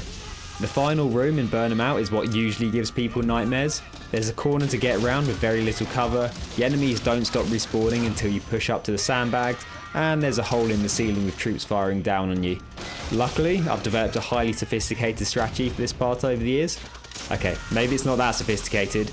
I'll load up on smoke grenades from a tiny bunker nearby, lay them all down, and then let the flamethrower do the rest. I took my sweet time picking off everyone I could see before entering the last mortar pit and baiting out the final 2 bonsais into a wall of fire. Ticking off Burn 'Em Out was nice, but I was all too aware of what was still to come. Relentless is the 7th level and starts with a joyride being rudely interrupted by anti-tank guns. Then, fighting my way up the side of this first hill, I unlocked the Snake in the Grass achievement for, unsurprisingly, killing a soldier hiding in the grass. And there were a few anti-tank and anti-air positions to destroy, and one part that caused me a bit of trouble, having to push through the choke point of the trenches. This leads to the assault on the caves and very clear instructions to stay behind the friendly flame tank as it advances up the hill. Instructions which I completely disregarded, leading to getting cooked alive. And the caves themselves consist of 2 rooms to clear out and a couple of tunnels. There's a ton of cover to take and my squad really pulled their weight here, running in and laying down some fire whenever I pushed up a decent amount, making end of this level really quite easy. Although I did have a rather unfortunate death, dying just as the very last enemies were wiped out. But that was the only death, and within the next minute or 2 we had taken the artillery guns, unlocking a story related achievement plus the standard one for completing the mission on Veteran. I took charge of a tank in Blood and Iron, a level very easy and a welcome break from all the running and gunning. As is tradition on Veteran, it doesn't take many hits to die in the tank, but I sailed through relatively untroubled by staying far away from the enemies and keeping moving when in open areas, destroying the various bunkers, tanks and the radio tower to finish up in just over 15 minutes, so it wasn't long before I was thrown back into the heat of battle. Continuing the Russian campaign but on foot this time, I had to take out some machine gunners for my comrades to advance at the start, and then fought my way into and through the asylum. There's nothing here to challenge you really, and if you've made it this far in the campaign, I don't think you'll have any issues. It took me less than 20 minutes to reach the final section, mowing down the retreating Germans either on foot or in a tank. There's an achievement available here for killing 15 enemies whilst on the mounted gun, but after 10 minutes of dying I decided it made a lot more sense to just come back and do it on the lower difficulty, finishing up the mission on foot instead. This cluster of 3 or 4 missions 100% felt like the easiest bit of the campaign. The only part of eviction which gave me any sort of trouble was progressing up the street and into the sewer. But there is plenty of cover, and to be honest, I was probably losing a bit of concentration at this point due to the game's difficulty easing off. At least that's what I'll tell myself anyway. And after witnessing my allies become war criminals, only navigating the sewer stood between me and the end of the level. Now this was another section of World at War that I remember dying on a fair few times back in 2008, but once again, with the help of some patience and a lot of crawling, I made it with 0 deaths. Honestly, at this point I was starting to question if I've matured into a more skilled gamer, or maybe I just wasn't quite as good as I thought I was back then. Nah, it definitely can't be that last one. The next mission, Black Cats, is another nice switch up to the pace. It's the most unique level in the game and the cherry on the easy cake. You man the guns on an airship, laying siege to merchant ships, PT boats and Zeros. You're unlikely to die many times at all on this mission, but when it does happen it seems to come from absolutely nowhere, and sometimes even comes with a game crash. Anyway, I loaded back in and picked up an achievement for shooting out all of the spotlights on the merchant ships, and another for completing the mission on Veteran. And now we have arrived at pure hell. This next mission took me to a place I didn't want to go to. In total, I spent 1 hour and 45 minutes on Blowtorch and Corkscrew. That is longer than the previous 4 levels combined. I spent 20 minutes dying over and over before getting to the first checkpoint, and another 10 to get round the corner and up the first hill. The mission is similar in some ways to Burn 'Em Out. The plot is simple: destroy a series of bunkers whilst repelling an onslaught of infinitely respawning enemies. Sadly here the checkpoints are a lot less forgiving, and no moment encompasses that more than the 3rd bunker. I had a choice: loop round via the left flank or loop round via the right flank. Neither are great. For about 40 minutes I tried one and then the other, dying over and over and over again. I promise you this from the bottom of my heart, I fully intended on going back through the footage and totaling up my deaths during this whole video, until I got to this part of the game and I knew that I simply could not count that high. I found myself making actual progress more often going right, so I focused my attention on that side. The problem was after navigating the murder field and getting around the corner, I had to run up a second smaller hill head on into even more enemies to get a checkpoint, knowing that a death would set me back a painful amount. I spent close to 40 minutes on this one checkpoint alone, and that is more time than I spent on nearly every other mission up to this point. Eventually a grenade forced my hand when I was nervously dancing on the spot, not wanting to commit forwards, finally ending my agony. Note to anyone wanting to complete this madness: save a smoke grenade for this part and it'll probably take 90% less time. The end of this level had me fighting through a series of narrow caves before clearing the bunker itself. Now this part was pretty ridiculous as well, with the amount of enemies crammed in there, but honestly, at this point I was just happy to have a new checkpoint. It was nothing the flamethrower couldn't handle anyway, and with the final bunker taken care of, I was free and closing in on the end of the game. But I wasn't getting ahead of myself, knowing which missions still lie in wait for me. But before I get to that, I had the final level of the American campaign to navigate, Breaking Point. After Blowtorch and Corkscrew, this one is a breeze, and to make it even better, I unlocked 5 achievements finishing it, the first of which was Close Shave for surviving a bonsai attack. And whilst clearing out enemy mortar pits, I got to have some fun with the improvised mortar devices and killed at least 5 with those for some more gamer score. The plot of this mission is to assault and take control of the castle plus its surroundings, working through the tunnels, smaller courtyards, and eventually making it to the main courtyard of the castle where tragedy strikes again. A group of Japanese who appear to be surrendering are in fact very much not surrendering, and it's only possible to save one of your 2 allies. Saving Roebuck unlocks the Guardian Angel achievement, which I did in rather comical fashion. I died a true hero. And the end of the level is similar to Hard Landing. Pretty pointless on Veteran. The most reliable way to complete it is just huddle up in this corner and wait. Enemies will come for you, but for some reason they won't shoot and are instead insistent on hand-to-hand combat. And after calling in air support a few times on the surrounding buildings, I was done with the American campaign and got the achievements to show for it. So if you've played this game before, you'll know what time it is now. Heart of the Reich is one of the most famously difficult levels in the entire franchise, maybe even the most, full stop. It starts off okay, fighting through, or in my case, around a ruined building and then the library, but what comes next has haunted gamers for nearly 15 years now. In order for the Russian army to progress, a series of Black 88s must be destroyed. Of course, nobody but you is going to take care of that, and the area is not particularly big and it is absolutely rammed full of German soldiers. There is a lot of cover, but the enemies are also coded to flush you out with the spam of grenades that I still cannot believe was ever signed off on by the game's developers. The 4th Blacks, each completely swarming with infinitely respawning enemies, can only be destroyed by either planting a C4 charge or shooting them with a Panzerschreck. But you'll only find 2 ammo for those, and to top it all off, you will only get a checkpoint after destroying 2 and then all 4 of the guns. So I'm sure anyone who hasn't played it is starting to get a good impression of what makes it so ridiculous, but really you have to attempt it to fully understand. However, despite all that moaning, I didn't actually find it too bad this time round. Certainly not as frustrating as Blowtorch and Corkscrew, and it didn't take me anywhere near as long either. The most annoying part I found was having to wait for Reznov to signal the charge every time I died before being able to have another go. My strategy was to shoot the closest 88 with 1 ammo, which can be found resting against a burnt out tank, and then loop around the stairs and attempt a mad dash to plant C4 on the second. Sure, I did die a bunch of times, but after only 10 or so minutes I survived by the skin of my teeth to unlock a very, very welcome checkpoint. The small room straight ahead became my next objective because once in there, my allies would push up enough to be reasonably useful, which allowed me to go back outside and grab the second shot of the Panzerschreck. Then from the room I could shoot the 88 from a nice safe distance, and I genuinely don't think I've ever destroyed this one with C4, it looks far too scary out there. And then going back on myself one last time for the 4th and final gun, which is simple to get a C4 planted on at this point. And there we go, what a lot considered to be the hardest part of the entire Call of Duty franchise, taken care of in under 25 minutes. I actually ended up spending longer than that finishing up the level, but that was completely my own fault. All that remained was pushing up past the destroyed building and then up the stairs, but my brain was so locked into the mode of constant pushing and aggression that I didn't realise by simply sitting back and picking enemies off, my squad would push up themselves. To be fair, this is basically the only section of the game in which they do that, so how was I to know?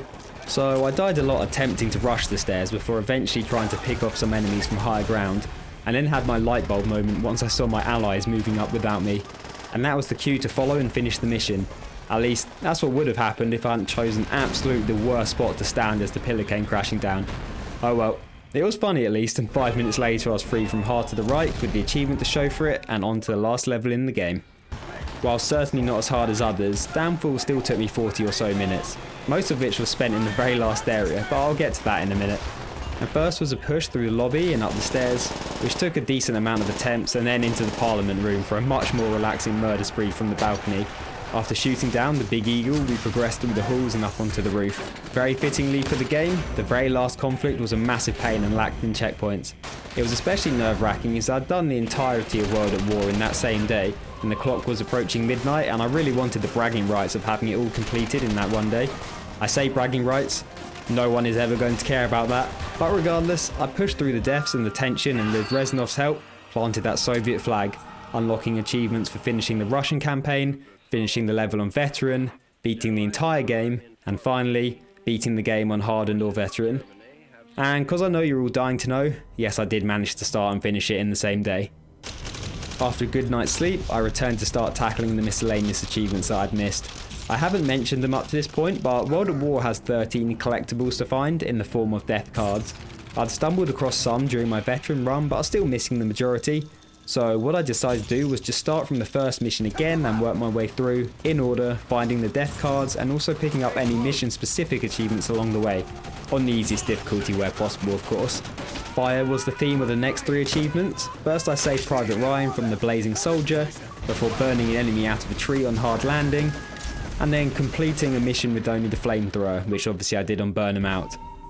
I ran through Ring of Steel to get to the mounted gun section, aiming for the 15 kills achievement, and this was mildly annoying due to the fact that you can barely see what you're shooting at and the gun's recoil was absolutely horrendous.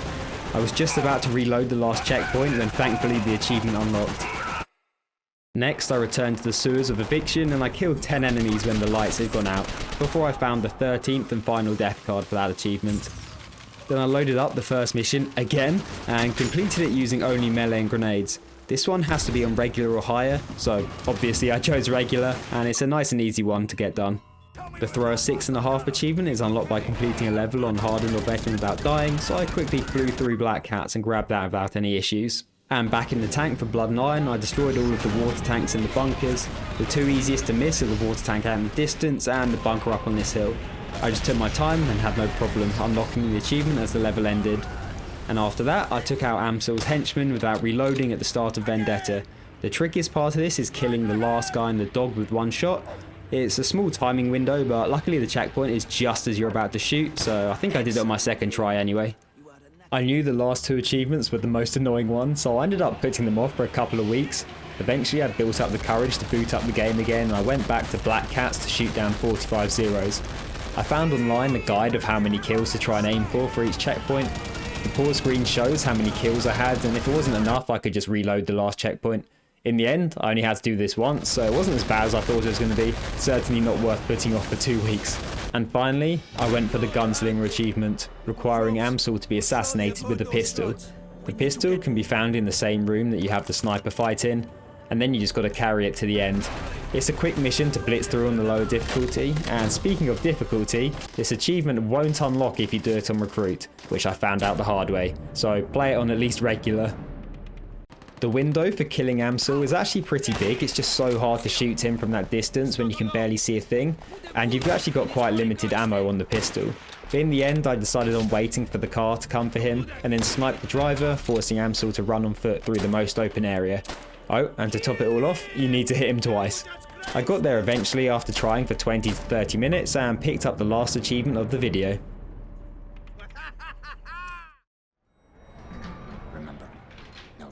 With videos done for Call of Duty 4 and Modern Warfare 3, I just had to finish off the trilogy of the legendary Modern Warfare 2. This is another game that I've completed already many years ago, but it was time to do it all over again. And I know there's a remastered version, but as I'm sure you can tell, I'm a sucker for nostalgia, so I'll be sticking to the original. Plus, the remastered version only has the campaign anyway. Similarly to Call of Duty 4, most of the achievements in this game are unlocked by completing on Veteran, finding all the collectible intel, and then doing some miscellaneous mop-up. The main difference is the Spec Ops game mode, which was apparently inspired by the success of the Mile High Club level in the previous game. And nearly all of the Spec Ops missions can be completed solo, but I chose to work through them in co-op because, whilst the campaign is certainly a lot easier than the first Modern Warfare, the Spec Ops can get pretty intense and stressful, so I wasn't going to pass up having a helping hand with me. And I wanted to experience it how I did back at release as well, playing with some friends. But before I tackled that, I wanted to get everything else out of the way first, starting with the campaign on Veteran. This is broken up into 3 acts and a total of 18 missions, one of which was just a tad controversial, and in general it is all much easier than Call of Duty 4 like I said. As is tradition, the first mission serves as a tutorial to teach basic mechanics and controls, and the only challenge here is the pit, a training area with the objective of clearing all the targets as quickly as possible, and there's an achievement for completing in under 30 seconds, which I'll be coming back for in the future. For now, I just did one very rusty, slow and painful run here, and despite the game's best warnings, selected Veteran difficulty. And I also unlocked Back in the Saddle for finishing the mission. Next I was tasked with helping in the rescue of a stranded unit. After calling in an airstrike across the bridge, we moved into the city, first by vehicle and then by foot, clearing out the school to finish up and grabbing 2 more achievements. The first being story related, and the second for completing the opening 2 missions on Veteran. The third level is one of the standout moments of the game. In my head at least, due to it being in the E3 demo all those years ago. And the goal here is to infiltrate a Russian airbase in the snowy mountains and recover a satellite module, taking advantage of the poor visibility in the blizzard to stealth through to the hangar and plant some C4 along the way. There's an achievement for planting all the C4 without alerting or injuring anyone, but again, that's something I'll be coming back to in a bit. Although I did unlock No Rest for the Weary for knifing an unsuspecting enemy whilst making my way through. After collecting the satellite module, the cover is of course blown, and the mission ends with a snowmobile chase down the mountain and into the evac chopper. And with that done, I unlocked achievements for infiltrating the base and completing the mission on Veteran. And now the next level is also a standout moment, but for slightly different reasons. It's not often a game puts you front and center for committing an act of terror, but here we are. The mission No Russian serves as a major role in starting World War III and places the player in a false flag operation, massacring civilians in an airport. Unsurprisingly, it was rather controversial, and I do remember it being talked about all over mainstream media. There's actually the option to skip the mission with absolutely no penalty whatsoever, and it won't affect anything else. Also, there's no achievements tied to it. The final mission of Act 1 had me fighting through the favelas in the hunt of the arms dealer who supplied the weapons for the airport attack. This was the first part of the game to cause any sort of mild inconvenience. There are a lot of enemies firing down from rooftops and windows, but it was just a case of memorising the spawns really. Plus, it only took about 20 minutes to make it through and capture the target, which unlocked another story-related achievement. Act 2 marks the beginning of Russia's invasion of the United States and has a nice cruise through the suburbs being rudely interrupted. I think this level does have a really cool aesthetic. It's not something you really see in games that often. And moving through the streets and into the burger town, there was a lot of defending to do against a small army. There are a few different spots that you have to hold out in, but there was always a ton of cover and weapons plus equipment at my disposal.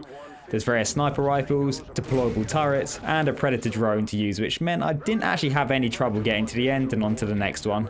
Back into the shoes of the British Army now and escaping the favelas after capturing the arms dealer a couple of missions ago. This took me about 20 minutes and half of that was spent literally in the first area. Eventually I did have success by pushing up the left hand side, and there was a couple of miscellaneous achievements which are doable on this mission, but I didn't fancy hanging around whilst on Veteran, so I saved those for later. And finishing this up, I unlocked an achievement for completing the 2 favela missions on Veteran, and then I returned to the cozy suburbs in search of a high value target, and joined by the striker named Honey Badger, which you can mark targets for with a laser. I have no idea how useful this actually is, but it was a pretty cool mechanic to use anyway. And then clearing out the largest of the houses leads to finding the individual dead in a panic room, and brings up another achievement for beating this mission and the Burger Town one on Veteran. Following a lead from the captured arms dealer, the next objective becomes assaulting a Russian gulag and rescuing a prisoner. But first, an oil rig that's being used as a surface-to-air missile site needs to be taken down. This mission introduces the breach mechanic when rescuing hostages, and during one of these I unlocked Knock Knock for killing 4 enemies with 4 shots. And reaching the top of the oil rig I encountered a load of smoke grenades being deployed, but very conveniently there are plenty of thermal weapons left laying around the place. And killing 6 enemies in a row of one of these got me the Some Like It Hot achievement. And with the final hostages rescued and the rig secured, we set off to the Gulag to find prisoner 627. Flying in by helicopter and then fighting through the various levels of the Gulag, there's nothing too tricky to navigate in here. There's a short holdout in the control room which I tackled by just cowering in the corner with a riot shield, which I also used to beat down an enemy for some more gamer score. And this leads into a night vision section before another breach into the prison showers. This area has always stuck in my mind, probably because it'll be reappearing later in a mildly annoying Spec Ops mission. But for now, the last thing to do in here is one final breach into the room housing the prisoner. And in an epic turn of events, that prisoner turns out to be the legendary Captain Price. Unfortunately, the emotional reunion is cut short as the Navy resume their bombardment, but amidst the carnage we latched onto a skyhook and escaped just in time before the Gulag is destroyed, unlocking another story-related achievement, as well as one for completing this mission, plus the oil rig level on Veteran. Act 2 finishes up back in the shoes of the US Army, attempting to retake Washington DC from the enemy forces advancing both on foot and by air. This doesn't go quite to plan though, and the squad is overrun and forced to evacuate. The evacuation doesn't go swimmingly either as the Black Hawk helicopter crashes back into the ground. The mission ends on a nice cliffhanger as the Rangers are outgunned and outnumbered in a desperate last stand.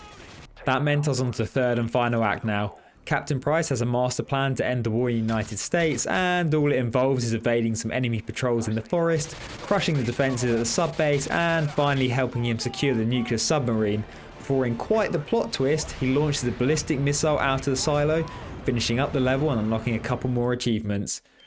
And panic not, Price hasn't decided he wants to nuke America all of a sudden. Instead it detonates in the upper atmosphere, creating an EMP which disables devices all across the eastern United States.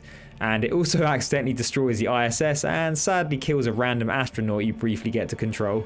But back on the ground now, and the next 2 missions are pretty short and basically merge into one, picking up from the end of Act 2 with the US Rangers facing near certain death. The helicopters suddenly start falling out of the sky thanks to the EMP. We made our way off the streets and through the President's bunker towards the White House for the final mission of the American campaign. And considering that is the last one, it's very quick and easy, fighting across the lawn and into the White House itself, clearing out the West Wing and the Oval Office before reaching the roof and lighting the flares of victory, signalling the retaking of the city and the end of playing in the United States. Most importantly though, I was rewarded with a couple more achievements from my efforts. The next level is the one that I've had in my head all these years as being the most annoying and daunting for a new veteran run, but spoilers, it really isn't that bad.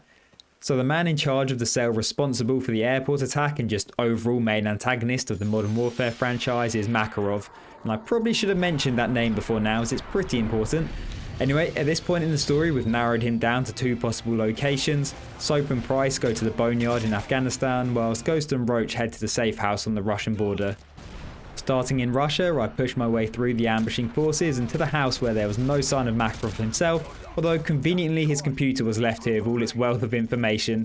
And this point onwards is what I remember struggling with back in the day. There's a holdout against his men whilst waiting for the download of information to complete, and the game gives you a lot of claymores to plant around the house and a variety of weapons, but there are so many different entrances to try and keep an eye on that the best tactic is just to sit at the top of the stairs and not worry about any of that.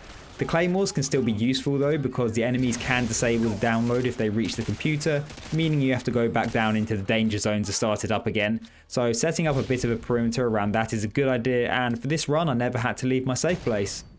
And then once the download was complete, I made a break for it, which did take a few attempts to make it out alive, and I just tried my best to weave around and use any sort of cover that presented itself, dodging enemy encounters where possible.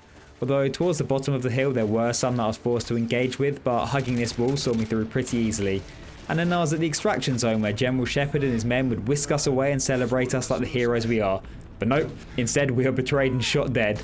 So I won't go into the full details of the story, as I'm sure a lot of people watching this know already, but Shepard was also a key part of the airport attack as he wanted to provoke Russia and USA into going to war, and therefore had been in contact with Makarov, and with Ghost and Roach potentially catching a glimpse of something they shouldn't have on the files, I guess he just decided that now they needed to be dealt with. At least that's how I read this entire situation. Please correct me if I'm wrong. And my death wasn't in vain though, because I unlocked another story related achievement. And after that it's back into the shoes of Soap and Price, who are at the Boneyard. This mission is a nice quick and straightforward one. Shepard and Makarov's men are fighting each other and I just had to make my way through the heat of the battle and to the extraction point. On the way, Price taps into Makarov's channel and offers to take out Shepard for him, and that's how we get the location of his base of operations. Then finishing up with some dodgy driving into the chopper after only 10 or so minutes spent this level, I was on the finishing straight of the campaign, and I picked up some more achievements for completing this mission on any difficulty, plus completing this and the previous ones on veteran. The final 2 levels of the campaign again blend pretty well into one, and are a nice throwback to the iconic all gillied up section of Call of Duty 4, with Price and Soap stealthing through the base. This time though, I had no choice but to take out everyone in my path. And his first mission takes place mostly in a cave system, chasing down Shepard as he tries to evacuate, and escaping as he sets the place to detonate. Then came probably the most frustrating part of this entire playthrough, and not something that I remembered at all.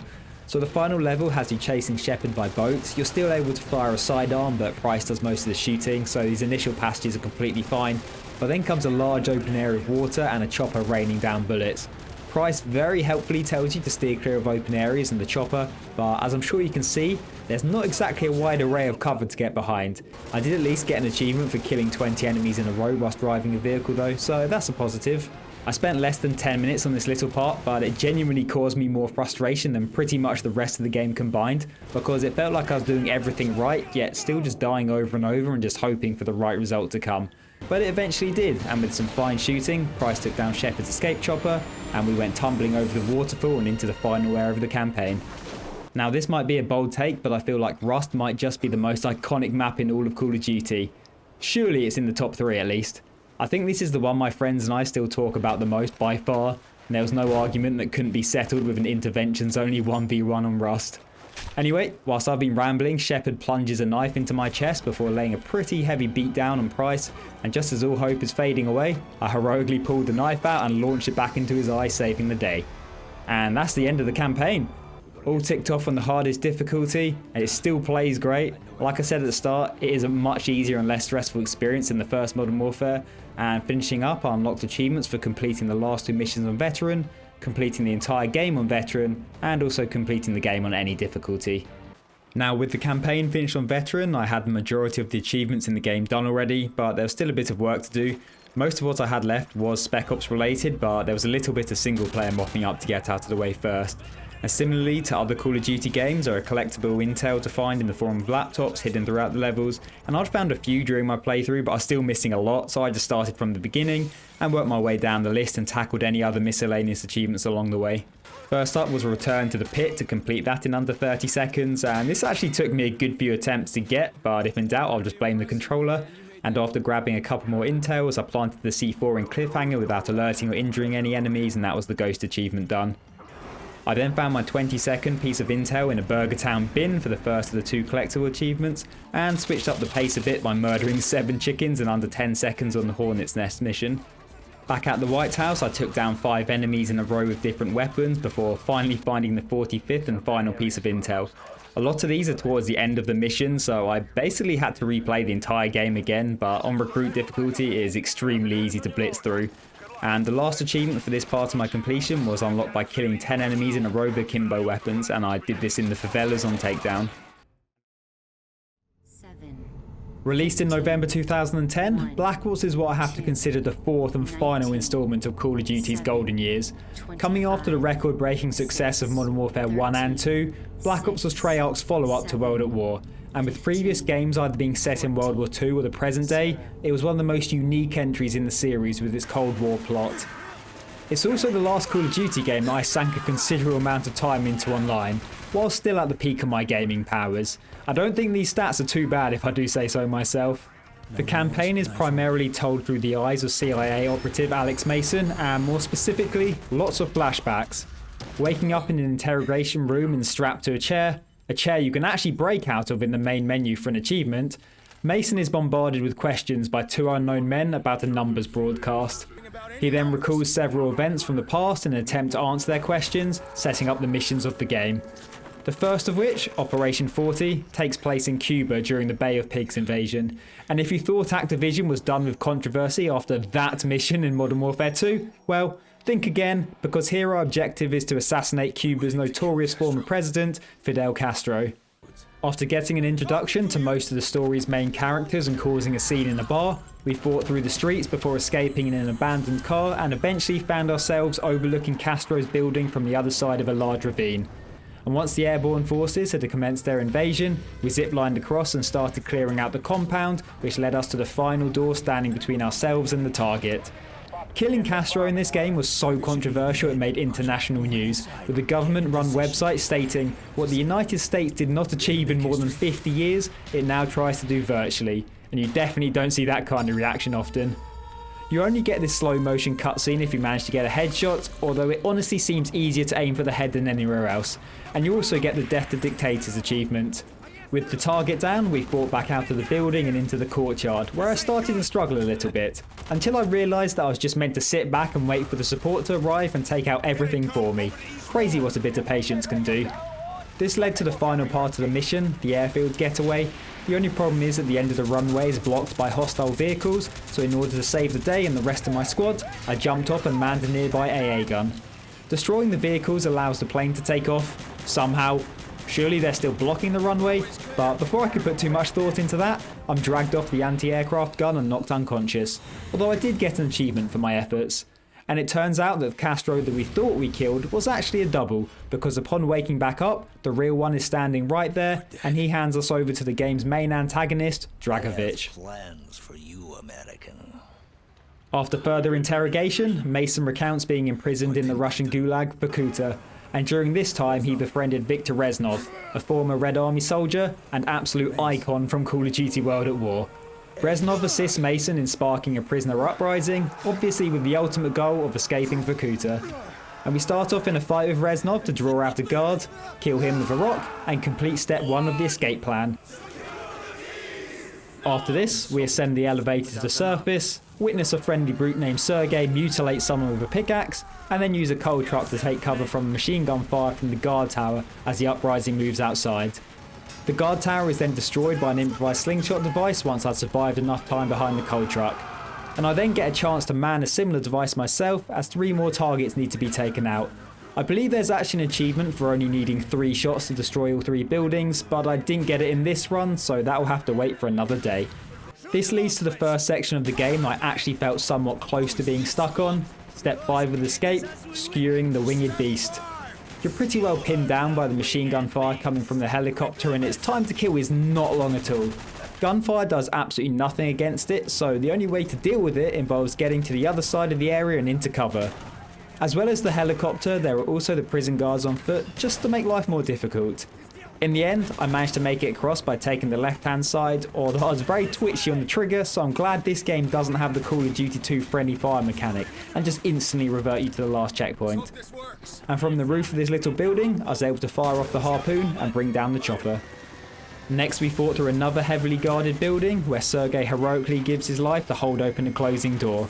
And after that, Reznov cracks open the armory, allowing me to wield my iron fist, and from there absolutely steamroll our way out. The final part of the escape was a bike chase and a jump onto a moving train, leaving Reznov behind and unlocking the Give Me Liberty achievement. The third mission, USDD, follows Mason's escape from Vorkuta, and it's mainly cinematic, taking place in the Pentagon. It's worth mentioning here that this game is actually the first time in Call of Duty history that the playable character talks. I felt like everyone was watching us. And watching me. But I guess it'd be a bit harder to interrogate someone who can't speak. After being led through with Hudson, who is now Mason's handler, the US Secretary of Defense introduces us to a mysterious figure who reveals himself to be President Kennedy. He informs Mason that, as the best man the CIA has, he must eliminate Dragovich to protect the lives of America from danger. And at the same time, Mason visually hallucinates assassinating Kennedy, so yeah, he's clearly not in the best state of mind right now, but I do unlock the VIP achievement. Following this meeting, we're dispatched to the USSR to sabotage the Soviet space program. The first step is brutally murdering 2 guards to steal their uniforms, which then unsurprisingly sends the base into alert when the bodies are found, so we had to get a move on. There were various buildings to clear out before I got to make use of a new weapon, the crossbow and its explosive bolts. And speaking of explosive bolts, there's an achievement for getting 30 kills with them. We rescued one of our squad, Weaver, who had just had his eyes gouged out, but very thoughtfully his captures had at least dressed the wound. The next part of the mission was fighting to the controls and aborting the launch of a missile, and this bit was actually a little tricky. Any section that has a timer generally needs a bit of good fortune as well as skill to push through before it's too late. Although this is nothing on some of the other timed areas from previous Call of Duty games, looking at fighting in the war room.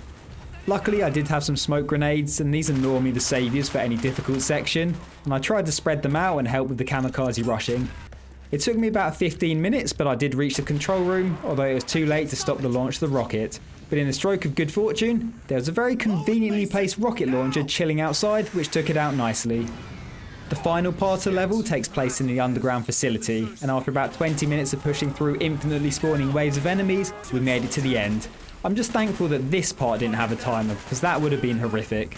And finishing up the mission unlocked the Cold Warrior achievement for completing Operation 40, Vorkuta, and Executive Order on Veteran difficulty. 5 years later in 1968, Mason is deployed in Vietnam to investigate the Soviet presence. And I'll tell you now, this mission, well, one checkpoint in particular, caused me lots of pain and suffering, and it was all down to my own stupidity really.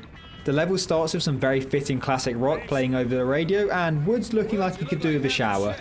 The area comes under attack and I helped clear out the trenches before holding the line by destroying 3 T-55s with the nearby anti-tank launchers.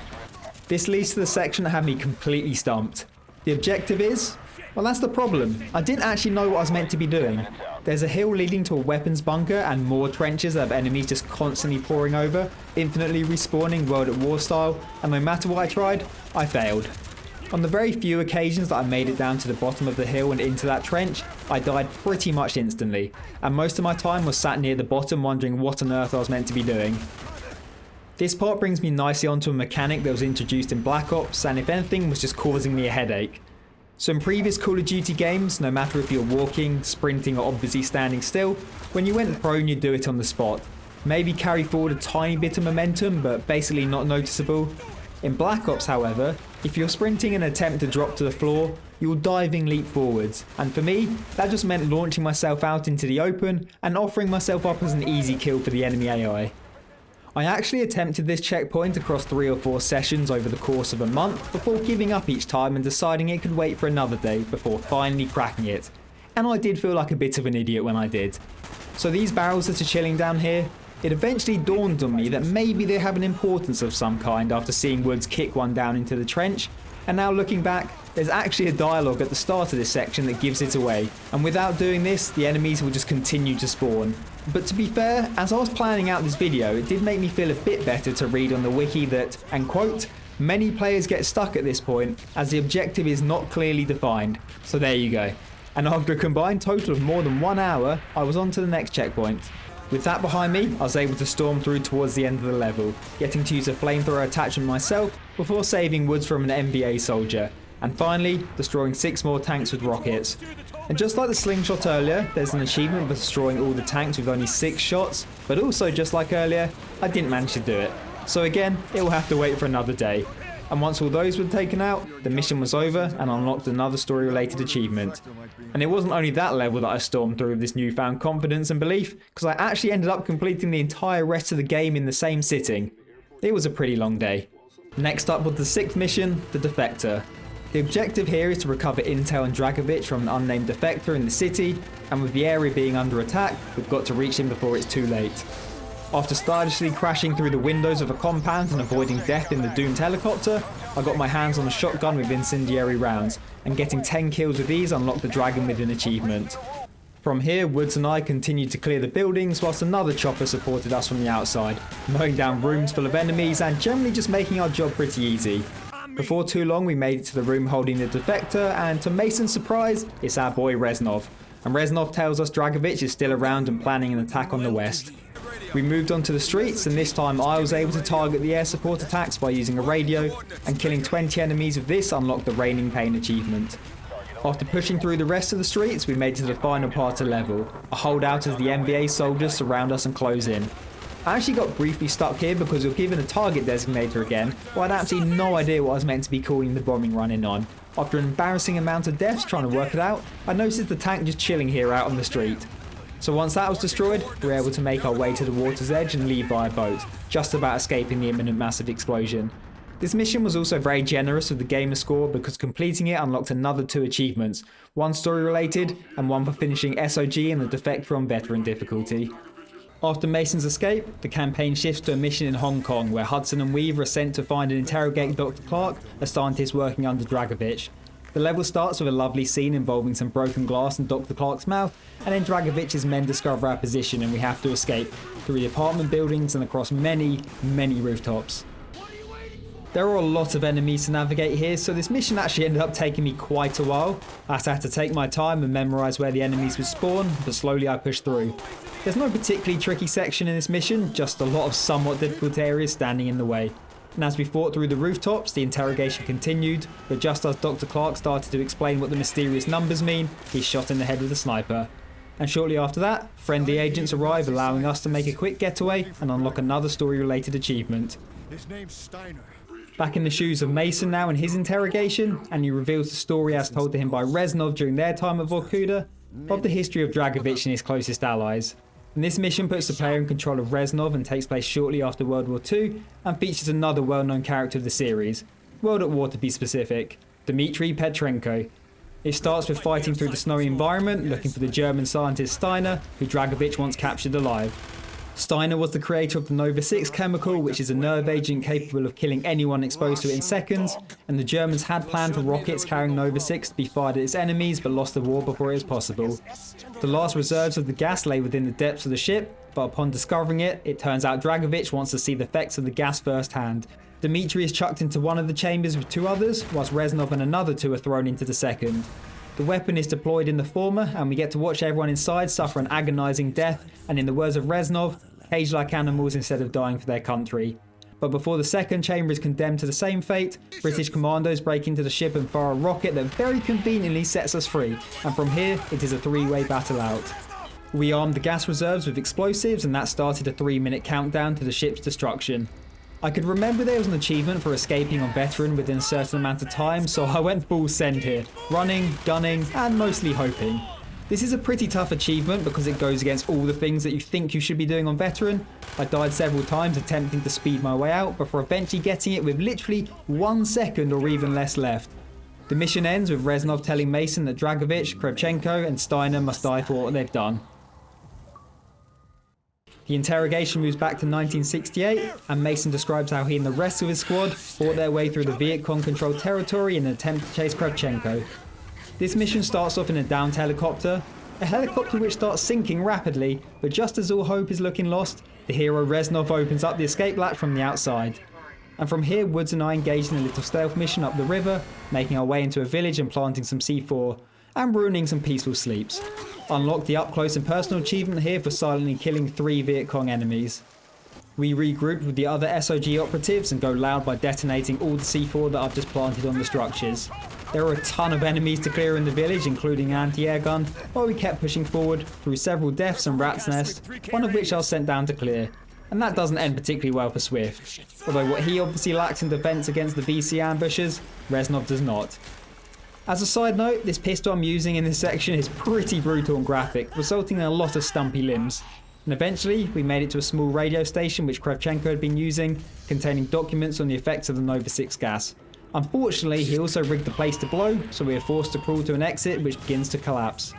The tunnel escape ends with a lovely quick time of digging through some rocks, because seemingly every game needs to throw in a quick time event every now and then. And once back out in the open on the cliff tops, Woods and Bowman come to the rescue, bringing up the end of the 9th mission and another achievement for completing Project Nova and Victor Charlie on Veteran. Picking straight up from where we just left off, the group is then sent to find a crashed Soviet cargo plane carrying Nova 6.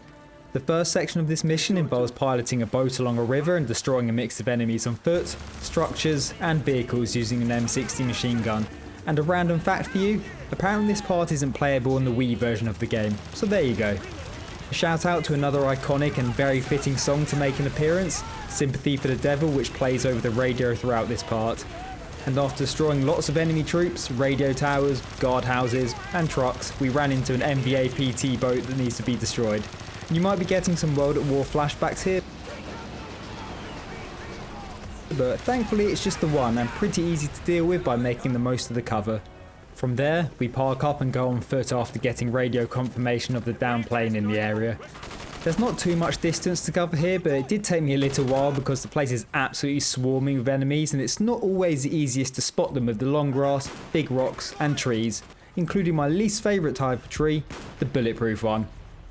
Friendly helicopters appear for an overwatch, but unfortunately they are quickly destroyed by Russian Hinds, and we made it to the C-130 and climbed across the wing into the wreckage and to some crates that we thought would contain Nova 6, but instead only a map of the area and the China Lake grenade launchers.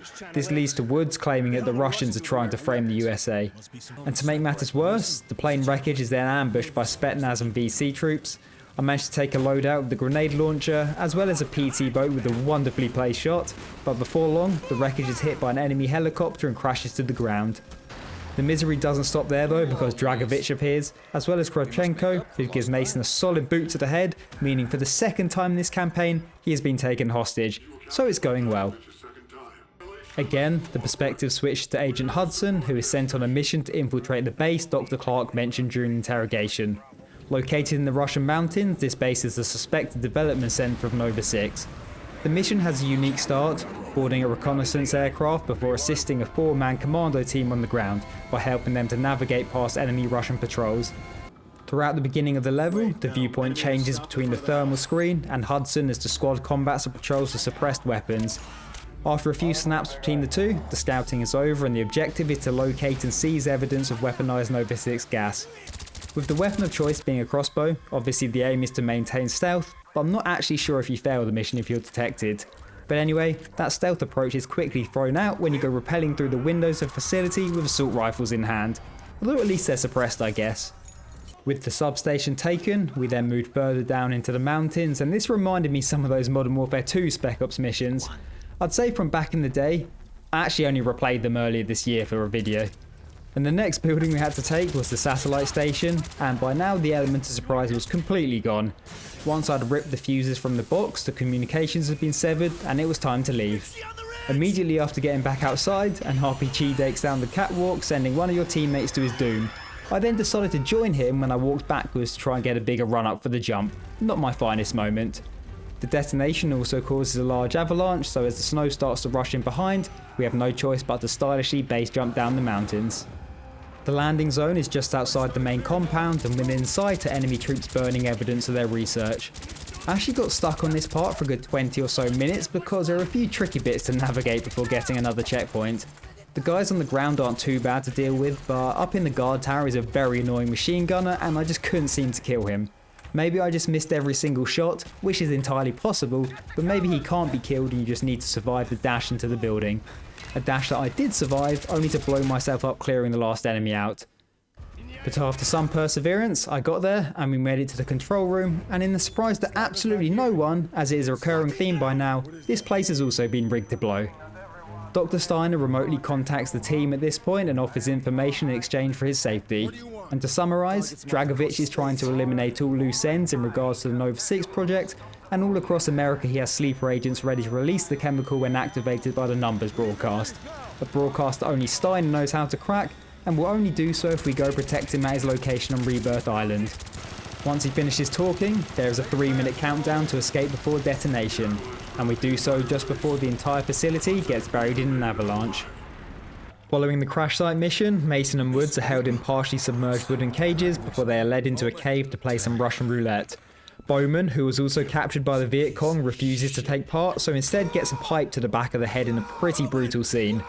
Woods is then brought in, and after the gun dry fires, he sees the bullet in the next chamber and subtly, / not so subtly, gives Mason the go-ahead to start the escape. Just lucky that none of these guys could speak English apparently. One of the captors is a Russian who attempts to flee the cave system, but we deal with him and then climb up the hatch ourselves. This leads to the second part of the mission, acting as pilot and gunner of a Hind. Going up the river there are a large variety of targets to deal with, but the only ones that cause me any issues were the 2 enemy choppers. You're not able to control the vertical movement when flying, only the horizontal, so I mostly just strafed around in a circle hoping for the best.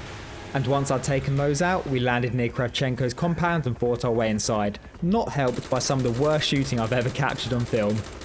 And inside the cave we found holding cells containing American soldiers, as well as Reznov. This man just can't stay away. And together we pushed through the final room of the cave, and this took me quite a few attempts to clear as there were just enemies absolutely everywhere, including the walkway above, making it hard to find cover sometimes. Once that was dealt with, I'd made it to Kravchenko's office. Unfortunately, he was lying in wait and starts giving me a solid beating, but just as I'm about to be dealt the knockout blow, Woods comes in to save the day by stabbing him in the back. Kravchenko then has his Thanos moment and pulls the pins out of the grenade belt he's wearing, but before that detonates and kills everyone in the room, Woods throws them both out of the window. And after a brief period of mourning, Mason discovers the documents that will lead him to Rebirth Island and Dr. Steiner. And that is exactly where we head to next. The mission Rebirth is where Mason's story converges with Hudson's, and is also the point in the campaign at which all our little minds were blown all those years ago. Seriously, this campaign is really good and I advise you to play it through again yourself. First, we're in the shoes of Mason and have to sneak into the facility alongside Reznov, avoiding searchlights as well as enemy patrols. And things get louder inside, and there are a fair amount of guards to fight through, and also lots of test monkeys in cages. I could remember that there was an achievement related to killing them, but stupidly decided not to spend a few moments checking what the requirement was specifically, and instead just shot at any that I could see, and wondered why the achievement wasn't popping. It turns out that you need to kill 7 monkeys in under 10 seconds, which I did by throwing a grenade into this chamber.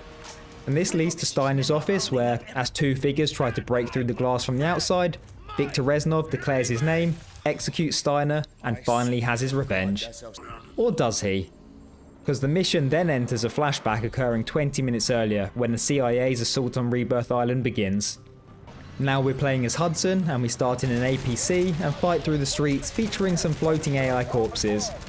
The APC is then destroyed by a helicopter, which in turn drops Nova 6 onto the squad, and you get an up close view of what happens if you don't have your gas mask on.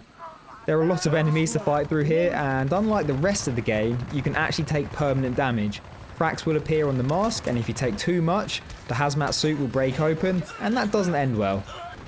After about 10 minutes, I was back into the clean air and up against the final defences of the facility. We also tried to contact Mason at this point, but he isn't responding. It took me another 10 or 15 minutes or so to get through this area because I found it a little bit difficult, but when I did, I was faced with something magical. There must be something about this level because in all my years of playing Call of Duty games, I haven't really seen many glitches, none that I can think of anyway. Admittedly, I've only played the older games, so I'm not sure what the more recent ones are like in an era where games are seemingly rushed out, but that all made what I stumbled across here even more glorious. I had a look online and couldn't find anyone else who'd experienced this, just T-posing enemy after T-posing enemy. Admittedly, it was a bit of an immersion killer, but still very enjoyable. Eventually, I had enough and moved forwards towards Steiner's office through the same rooms that I did as Mason not long ago, but unfortunately, we take a slightly different door this time and find ourselves on the opposite side of the window to where Mason stands, declaring that he's in fact Viktor Reznov and will have revenge. We tried to break through the glass to stop him, needing Steiner alive for the information regarding the numbers, broadcast and sleeper agents, but don't manage it in time. So at this point, it's clear that Mason has been acting alone the entire time. Reznov actually died during the escape from Vorkuta. The flashbacks end there, and the game returns to the interrogation where the revelations continue, which is probably why that's also the name of this next mission. The interrogators reveal themselves to be Hudson and Weaver, and Hudson explains that Mason was subjected to extreme mental conditioning whilst at Vorkuta in order to turn him into a sleeper agent who had performed Soviet missions in America, including assassinating the president. However, Reznov hijacked his programming and used it to instill an absolute devotion to complete Reznov's vow for revenge, to kill Dragovich, Kravchenko and Steiner for what they had done. So all of the times we thought we were seeing Reznov in various missions after that point, those were just visions caused by some good old brainwashing trauma. Mason then focuses on the monitor's numbers and sees what he couldn't before. He realizes the broadcast is coming from the Rusalka, a Russian ship stationed in Cuba. So now we have made it to Redemption, the 15th and final mission of Black Ops. Beginning with an airborne CIA assault on the Rusalka, I took control of the gunship and after destroying the air defences, including an enemy chopper, crash landed onto the helipad and began dealing with the mass amount of foot soldiers on the deck. Once below, we realise that the ship is just a surface station and that the real number station is underwater. And with the confirmation that this is indeed the source of the broadcast, Hudson is happy to bring in the Navy, sink it, and call it a day. But Mason refuses to rest until Dragovich is eliminated, so on we go. Diving down and infiltrating the underwater base is a pretty cool environment for the final section of the game, especially as it starts to fall apart once the Navy's bombardment begins. And there were a fair few enemies to fight through, but no area that was too tricky, and before long, we made it to the control console and shut down the broadcast. Dragovich then appears from the shadows, but Call of Duty has never really done boss fights, so a few seconds later, we're throttling him underwater. There's some really good and slightly creepy dialogue here, as Mason accuses Dragovich of screwing with his mind, and even attempting to get him to assassinate his own president. Gets me on! I can make you kill my own president! Right? And with Dragovich finally dead, Mason and Hudson escape the crumbling underwater station by swimming to the surface. And as we do, we get some congratulations from the voice of Reznov before reaching the American fleet. Weaver proclaims victory, but Mason, still haunted by his last conversation with Dragovich, is not so sure. Then we get an even creepier cutscene to end the game. Firstly, a woman narrating seemingly random numbers, but then footage of President Kennedy shortly before his assassination. Mason can be heard saying related numbers and words, such as the date and location of his death, and even 6.5mm referring to the caliber of bullets allegedly fired by Lee Harvey Oswald. And the footage ends with the view shifting to the crowd gathered around the president, and as the music gets nice and tense, the camera zooms in and reveals Mason as part of the crowd, implying that he did indeed carry out his initial programming. And that is the end. The Black Ops Master achievement is mine for finishing every mission on Veteran, and I've never been someone who has particularly paid attention to the story aspect of Call of Duty campaigns, so take my opinion with a pinch of salt, but this one has to be the best I've played. Although I've heard Black Ops 2 is a lot of people's highlight of the entire series, I haven't played it yet, so I'll need to do that one soon. Well, it took me over a year, but I thought it was finally time to return to Black Ops and unlock everything that I skipped the first time around. To start, I made a quick note of where each achievement can be unlocked, with most of them being level specific, and then I just went back to the top of the mission list and worked my way down. There are a total of 42 hidden intel items to find, and I only had 8 of these ticked off after my veteran playthrough, so most of my time was spent collecting these, but there were still 14 other achievements to take care of along the way. Thankfully though, I could do everything that I had left on the lowest difficulty. First up was Frag Master, which requires 5 enemies to be killed with a single grenade. and this can actually be done at any point throughout the game, but there's a good spot to get it done in the very first mission, Operation 40. And after that, there were a couple of achievements to unlock during the escape from Vorkuta.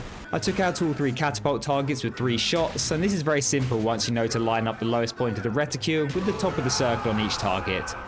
And I then unlocked vehicular slaughter by destroying all enemies on vehicles during the prison break. And the wording on this one can be a bit confusing, but all that matters is the very end of the mission once you're on the mounted machine gun. Just shoot all the motorbikes, a couple of trucks, and the helicopter, and the achievement should be yours. Next was another achievement that could be done on any mission, but I unlocked it during executive order. Before moving into the comms room and while still disguised, there's a good opportunity to take down 3 enemies with a single shot, as they'll always be standing here lined up, making it nice and easy for you.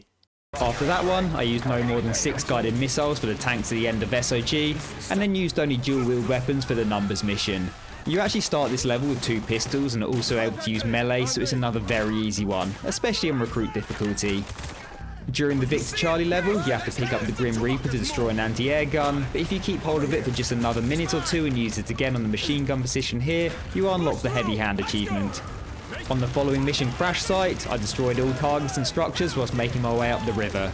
And this one seemed a bit daunting, but there's actually not that many things to destroy. I shot at basically everything I could see just to be safe, and you'll get it around the time you destroy the enemy boat and the last couple of buildings around that area. I guess if the achievement doesn't pop here, you can always just turn around and try and find whatever you've missed. The next 2 achievements are available during WMD and for some reason give a total of 100 gamer score. Firstly, I had to guide the squad through the Soviet outpost without them getting killed, and clearly I wasn't paying much attention during my veteran playthrough because this is very simple if you just follow the audible instructions and pay attention for when you need to hold position and take cover. Not long after that section, you have to infiltrate the relay station with your squads, and if you do this undetected, you'll get the Mr. Black Op achievement. There were just a few groups of enemies to deal with, and I used the crossbow for most, apart from this guy on the walkway, who I tried to take down, but he set off the alarm due to being too far away, I think. So on the second attempt, I put my rifle to use instead, and the gamer score was mine. I was on to the final few missions now, and next was Payback, where firstly I had to use only rockets whilst piloting the Hinds, so just fire with the left trigger and not the right, and you should be all good. This was a little bit annoying because it's quite hard to aim, especially at the enemy choppers, but before long, I was back on the ground and it was done. And at the entrance to the compounds, I picked up a flamethrower attachment, and torching 10 people with that unlocked a Russian barbecue achievement. My next task was to make it through the Nova gas section in Rebirth without dying. And this bit of the game is a bit different to the rest because normally any health you lose will regenerate if you avoid being hit for a moment, but here your suit will be permanently damaged and eventually break. So the easy thing to do is just take advantage of the thermal scope, hang back, and pick as many people off as you can before moving up. And play on recruit, of course. And once I'd taken down the choppers and moved out of the area, the mask came off and the achievement was mine. And speaking of taking down choppers, my last mission specific task was to destroy both helicopters with 1 Valkyrie rocket in the final mission, Redemption. And this only took a few minutes, most of which were spent waiting to fly close enough together. And I then swam my way to the underwater station, where the 40-second piece of intel was waiting, and once I'd grabbed that, up popped the closer analysis achievement, meaning I had now unlocked every campaign achievement in Black Ops 1, and, for now at least, I could move on to the next game. It's safe to say that when Modern Warfare 3 launched back in 2011, the critics and the everyday gamers did not see eye to eye. Despite its absolutely massive sales and high-scoring reviews from publications, franchise fatigue was setting in, and the general consensus from those who actually wanted to play the game was that it did absolutely nothing new from the previous entries and was not worth the retail price. But I think we need to give them a little bit of credit here. After all, airport atrocities were now street atrocities, attack dogs were now attack hyenas, and Makarov, well, he was still Makarov. And one of the first Xbox videos that I posted was finishing the achievements in this game, but considering I completed most of the base achievements back in the day, this ended up just being the Spec Ops and downloadable content. So I thought it'd be worth visiting Modern Warfare 3 again and replaying the campaign on Veteran, as I'd like to eventually document myself completing the whole Call of Duty series on the hardest difficulty. And why not jump back into the title that rounds off one of the most iconic trilogies in gaming and ends what I feel was Call of Duty's golden age. And before anyone says, I know Black Ops 2 is extremely popular as well and considered one of the greatest Call of Duty games, I just never played it, but I will soon. And given that 14 odd years have passed and a lot of gaming sins have been committed in that time, maybe just maybe we can look back at Modern Warfare 3 with some fondness. And the story opens with a cutscene that picks up from the end of Modern Warfare 2, carrying Soap to a safe house having been on the receiving end of a knife from General Shepard. and intertwined are flashbacks of memorable moments from the previous 2 Modern Warfare games, and before I'd even gained control of anyone, I already had an achievement for starting the single player campaign. And speaking of Modern Warfare 1 and 2, unlike those, this game has no warm-up. There's no cargo ship or pit to ease back in, just straight into the action with a dramatic set piece and parts of a skyscraper raining down all around. The locations of Modern Warfare 3 include New York, London, Paris and Berlin, with the player spending the majority of the time either in the shoes of Delta Force's Frost or the mysterious Yuri, who has teamed up with Captain Price and Soap. In the first mission, Black Tuesday takes place in Lower Manhattan, with the objective of destroying a radio jammer placed on top of the stock exchange. And whilst fighting through the streets of New York, 2 things were made instantly clear to me. First of all, this game still plays and looks absolutely great in my eyes, which are admittedly clouded by a lot of nostalgia. And second, not that I really needed a reminder about this, but on veteran difficulty it really does not take much to kill you. Having said that, this first mission isn't all that bad. Despite many close calls, I think I actually only died once out on the streets, once in the stock exchange itself, and then once on the roof. There's a brief holdout section once the jammer has been destroyed, as I was tasked with using Predator missiles to take out enemies on the neighbouring rooftops, as well as a gunship before evac arrives in the form of a Black Hawk. And the last part of this mission is a brief battle in the sky, as I had to man the minigun and destroy 2 pursuing choppers, and with those taken care of, unlock Too Big to Fail for completing Black Tuesday. Staying in the shoes of Frost with the rest of Delta Force, the second level is definitely one of the most memorable from Modern Warfare 3, particularly the start. The mission begins by diving through the now submerged Brooklyn Battery Tunnel, and it's a pretty grim setting as you glide past the piled up vehicles and dodge the floating bodies of those who are trapped. And once out the other side, there are more objects to dodge, although slightly more dangerous this time as the depths of the harbour has been filled with mines. And I managed to get through unscathed, although I'm not really sure how, as I scraped my nose literally right past one of them. And this meant we were now cleared to plant explosives on the sub, forcing it to surface. And people are free to say what they'd like about this game, but I refuse to believe that anyone could not think this part looks so cool and dramatic. Surfacing to see the New York skyline getting bombarded, the sub then breaking through the water, which leaves the squad free to remove their mast and board. 10 out of 10. And the objective of this mission is to take control of the sub's missile systems and launch them against their own fleet, so down the hatch we went. The environment here is very reminiscent of the crew expendable level from Call of Duty 4, but the enemies this time around are definitely packed into some tighter areas, leading to what I believe was my one and only death on this level. And after breaching into the bridge and dispatching all within, we're free to launch the missiles against their own fleet, and then make a hasty escape by boat, drive through the battle for New York Harbour, and into the extraction chopper. For my efforts, I unlocked the Wet Work achievement for completing the Hunter-Killer mission, and I'm assuming that's a reference to what I was just talking about for anyone that knows their COD 4 multiplayer maps. And also the Big Apple for completing Black Tuesday and Hunter-Killer on Veteran. And next, it was time to assume the role of Yuri for the first time and assist Captain Price in his mission to save the wounded Soap. After the safe house is attacked by Makarov's men, the first objective was to fight outside, through the courtyard and into the streets. And getting around this one corner was the most trouble I'd had up to this point, as I spent a few long minutes respawning before making it through the next building and to the shed housing the unmanned ground vehicle. And now it's my job to take control of this and clear the path for the rest of the group to safely reach the rescue helicopter. And with countless enemies mown down and a group of hinds shot out of the sky, Price successfully commandeers the chopper and loads in Soap, but this signals the HGV to be destroyed by a Reaper. So now it's my turn to make a mad dash to regroup with the others whilst avoiding the incoming missiles, slide down a hill on the collapsed structure, successfully on the second attempt, and plunge into the river, before finally crawling to safety and unlocking the next story-based achievement. The next mission is Turbulence, another of Modern Warfare 3's particularly memorable levels.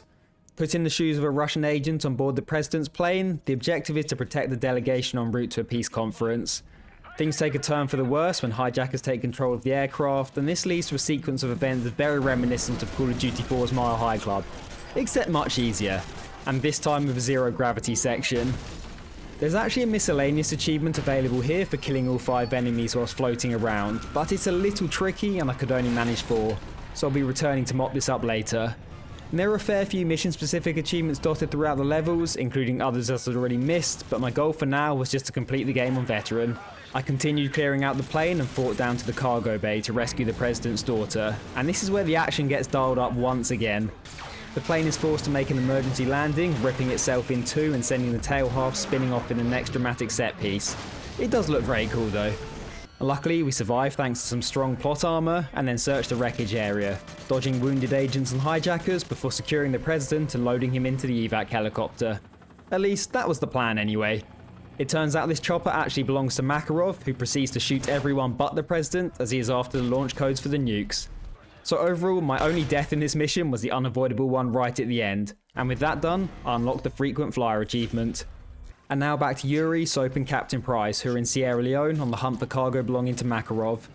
And the first portion of this level is mostly stealthy, other than stopping some civilians from being on the receiving end of war crimes. And then we went loud as I manned a mounted 50 cal, mowing down waves of enemies before running and gunning through the village whilst dodging incoming mortar fire. And the mortar nest was our next target now, and after taking machete to the face, we quickly made it there. There's an achievement available here for destroying all targets with only 4 mortar shells, but that only crossed my mind when it was already too late, so another one I'll be returning to later on. And from here, we battle to the church, clearing out loads of militia and the not particularly friendly hyenas in a race against time to reach the cargo before it's transported off with the chopper. I did die a few times throughout these sections, but normally made it to the next checkpoint on the second attempt. And with the church cleared and time running out, there was one final door to breach, but it was too late, as the cargo went flying off into the distance. But still, for my efforts, I unlocked a story-related achievement, and also out of the frying pan for completing the most recent 3 missions on veteran difficulty. Now reaching the end of Act 1, next I headed off to London, where an SAS team is tracking down chemical weapons that are being loaded into vans.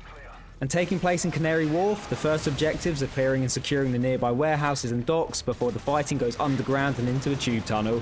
The last mission didn't really have any noteworthy set pieces, but a train being derailed here more than makes up for that. And after brushing that off like it was nothing, we pushed through the station and up to a street level. And getting around a couple of these corners and up the stairs was a little bit tricky at points and caused a few deaths, but nothing that had me stuck for too long, and then I was face to face with one of the trucks as it barreled towards Westminster. This turns out to be a decoy, which of course leaves the question, where is the real truck? And I'll give the developers some credit here because despite the controversy caused by the No Russia mission in Modern Warfare 2, they clearly stuck to their guns about wanting to include graphic and uncomfortable moments. The following cutscene shows handheld footage of the moment a young family are caught in the immediate blast of one of the trucks exploding. Just one of a series of chemical attacks across Europe, triggering the next step of World War III. This can actually be skipped though if you select the skip disturbing content option at the start of the campaign, and instead the initial truck turns out to not be a decoy. The 9th mission and first of Act 2 is Goalpost, taking control of Frost once more, but this time in Germany with the objective of securing the Vice President who is currently held hostage. After being flown in on a Black Hawk, we advanced up the beach with the help of some tanks before pushing through to and clearing the nearby street. Around this point, an enemy sniper takes out one of the tank gunners, which was my cue to hop in, man the minigun and mow down all before me. With the parking garage cleared out, I'm forced to go on foot after the weight of the tank collapses the ramp. And back on the street as the dogfight rages overhead, we pushed up to find the Vice President's abandoned convoy and moved inside the nearby building following the trail of blood. This leads to a breach and a race against time to get in before the hostages are executed. And with the target safe and secure, I finished the level and unlocked the Welcome to World War III achievement. Back to Yuri and the gang now, as they're in Somalia on the search for Urabe, a man involved in the distribution of the chemical used in the attacks. And nearly immediately, I was given remote control of a chopper's turret to soften up the heavy resistance, and whilst using this, I unlocked the kill box achievement for killing 20 enemies with it in a single run. After a lot of fighting through the compound, we cleared the militia holding out inside the office building, breaching through to the room where the target was hiding. Price interrogates Warabe by releasing a canister of the gas, getting information about a contact in Paris, and then shoots him in the head anyway.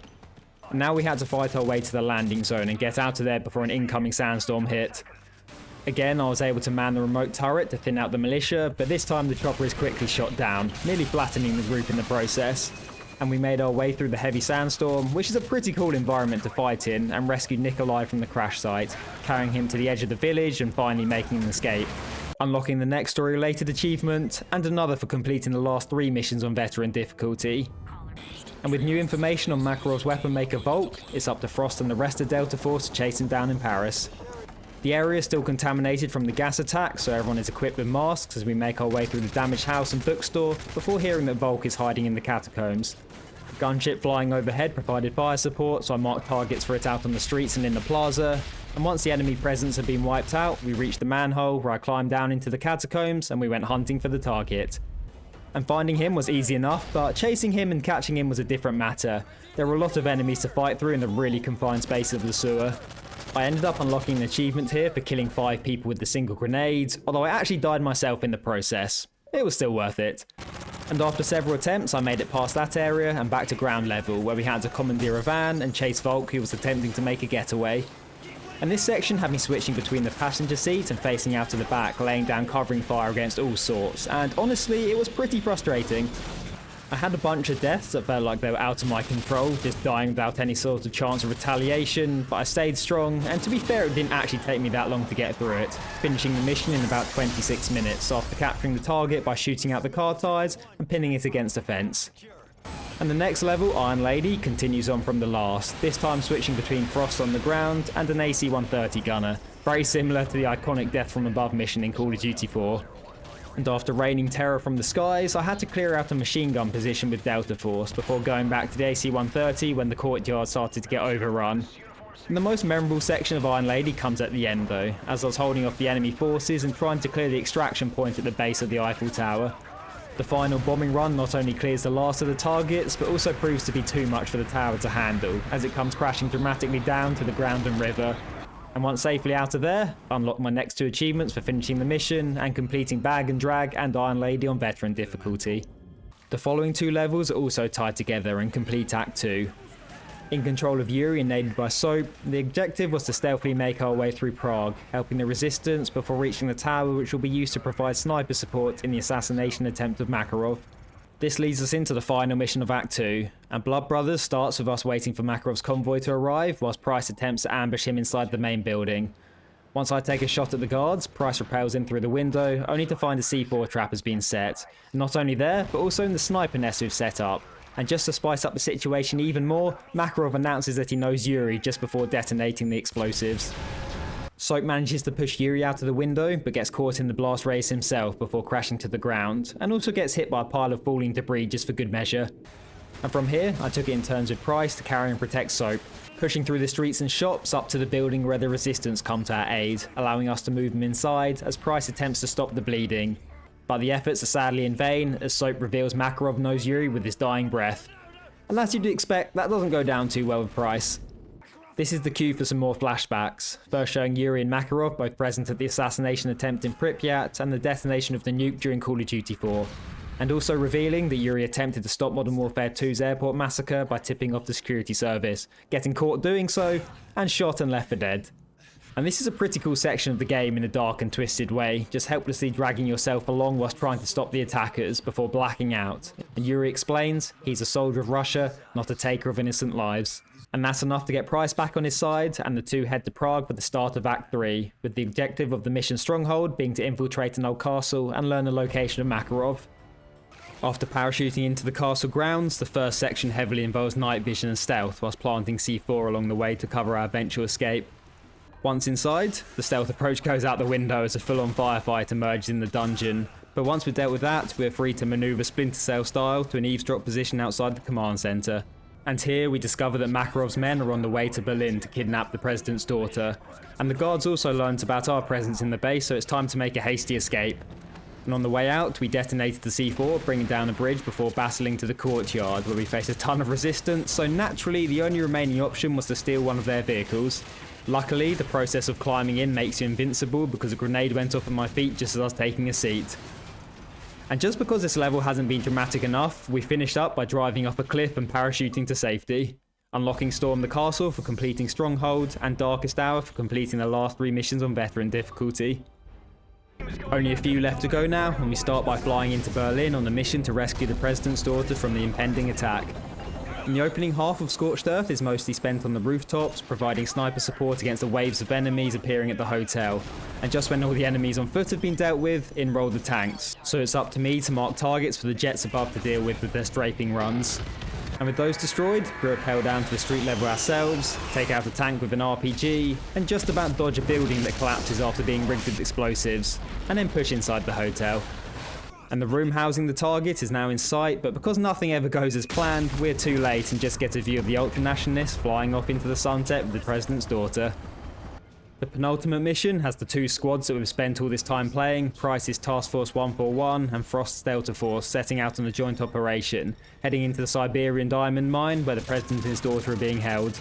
And there's absolutely nothing stealthy about this one. It took me a few minutes just to get out of the starting lift, as we instantly found ourselves on the receiving end of a hail of bullets.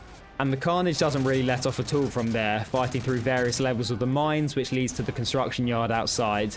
At least here I had control of a Predator missile to help thin out the crowd a bit, because I was just under attack from left, right and all around, racking up several deaths before getting into the next part of the mine and finding the daughter, and she tells us that her father is being taken deeper underground, so off we go.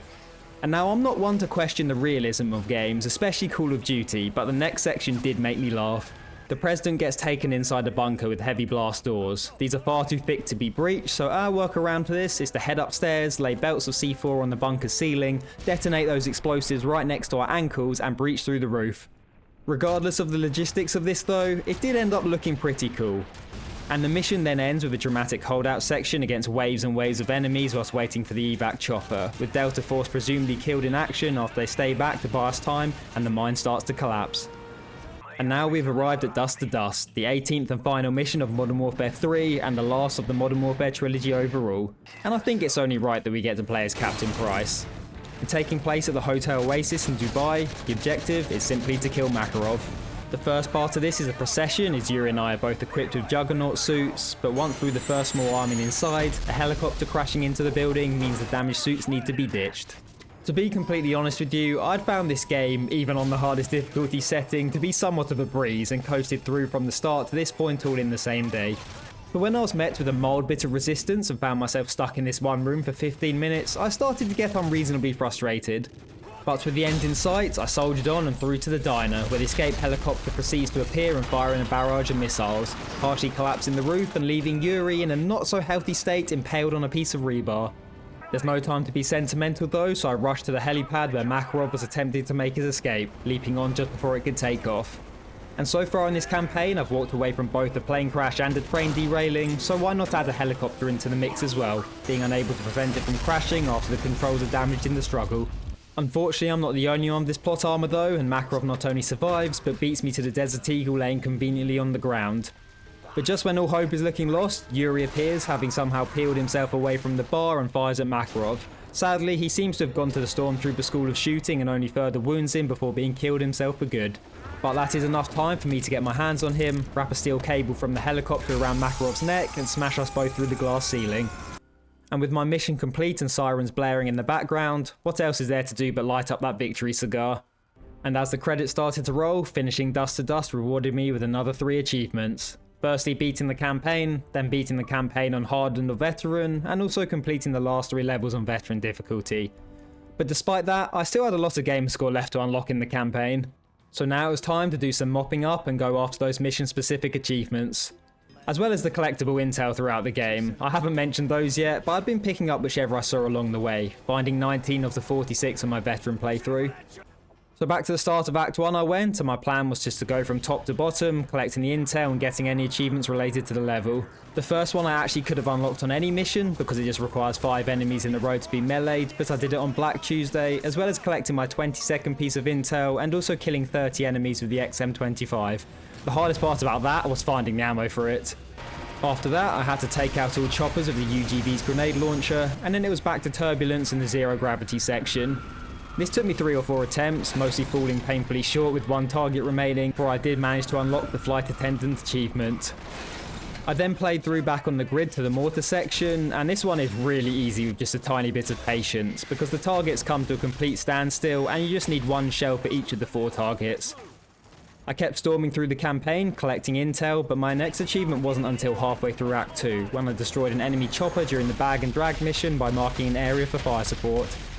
And the next one was also related to AC-130s, but this time unlocked by destroying 3 tanks with a single shot in Iron Lady.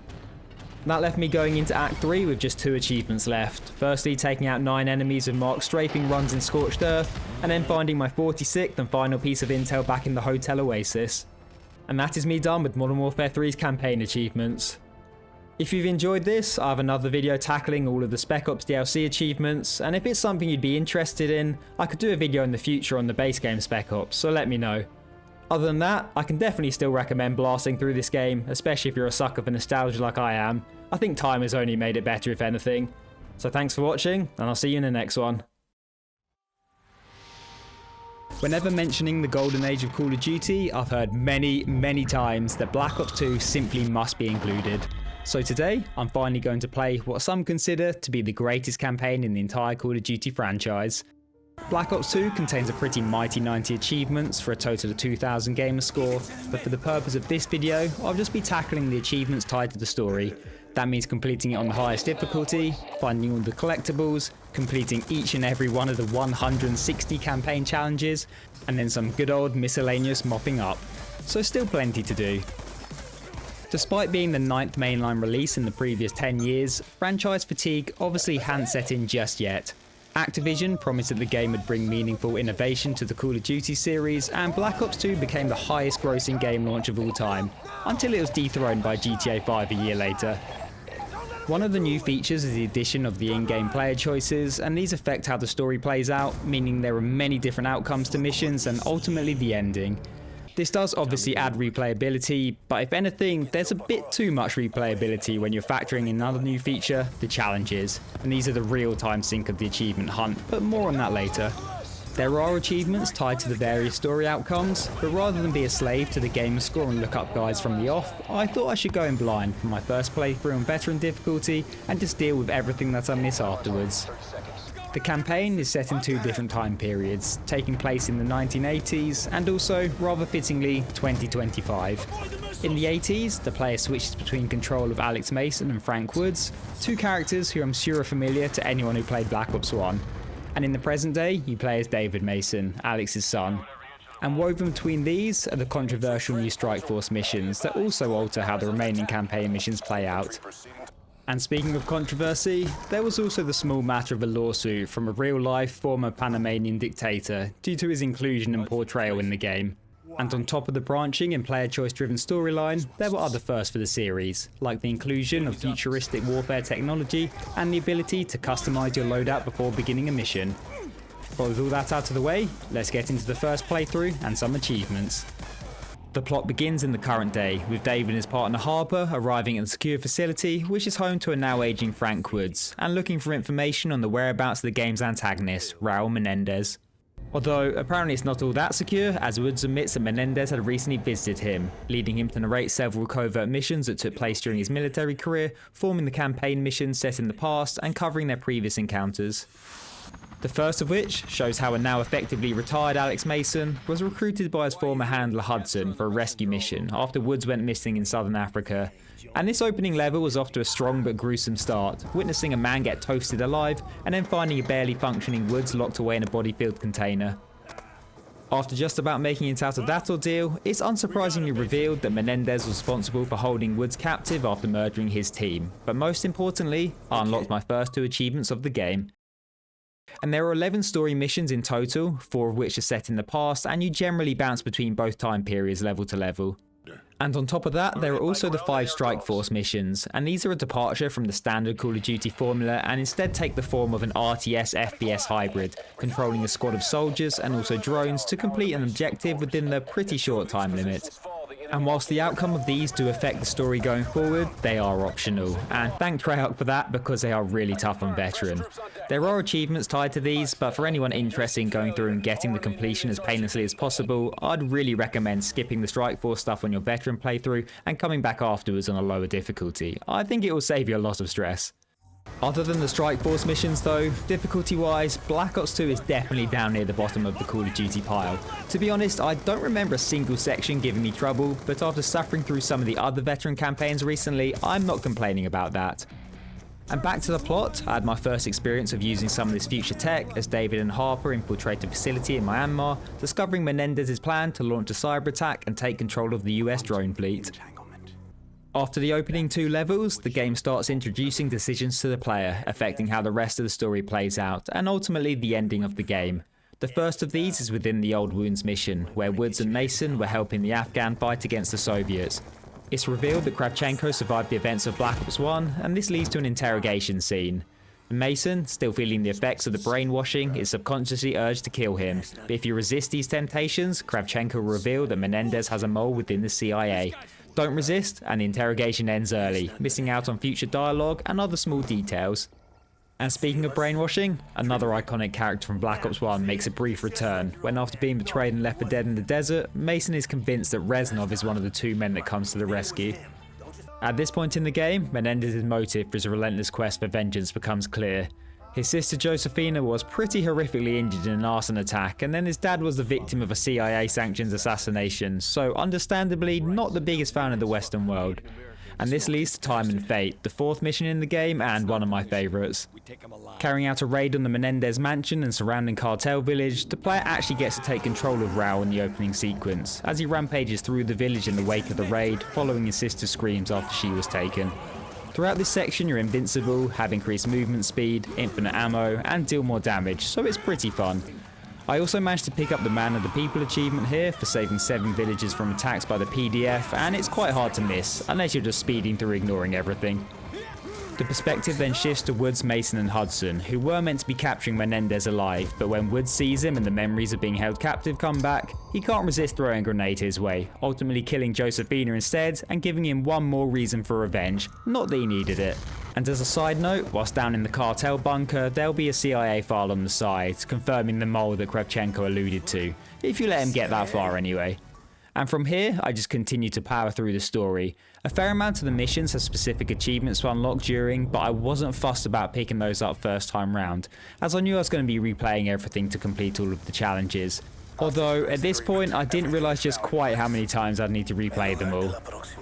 And the Strike Force missions were still popping up, but again, for reasons mentioned earlier, they were also ignored for now. So story-wise, in the current day we were working to gather intelligence on Menendez's plots, finding out about codenamed Karma via some covert eavesdropping, and then discovering that this Karma is the woman responsible for developing the hacking device, and therefore a loose end that Raul wishes to tie up, and she is taken hostage. It's actually possible to rescue her during this section by killing her kidnapper DeFalco, but I wasn't quick enough so he escaped with her. And after that comes the final mission set in the 1980s, and probably the darkest and best in the whole game, Suffer With Me. The objective of this at first is to capture Manuel Noriega in order to get closer to Menendez, but halfway through, Hudson informs you that the plan has changed and instead he is to be exchanged for another prisoner. Again, the more intel you've gathered up to this point, the more extra dialogue lines there will be during the level, as Woods expresses doubt about the mission, and that all might not be what it seems.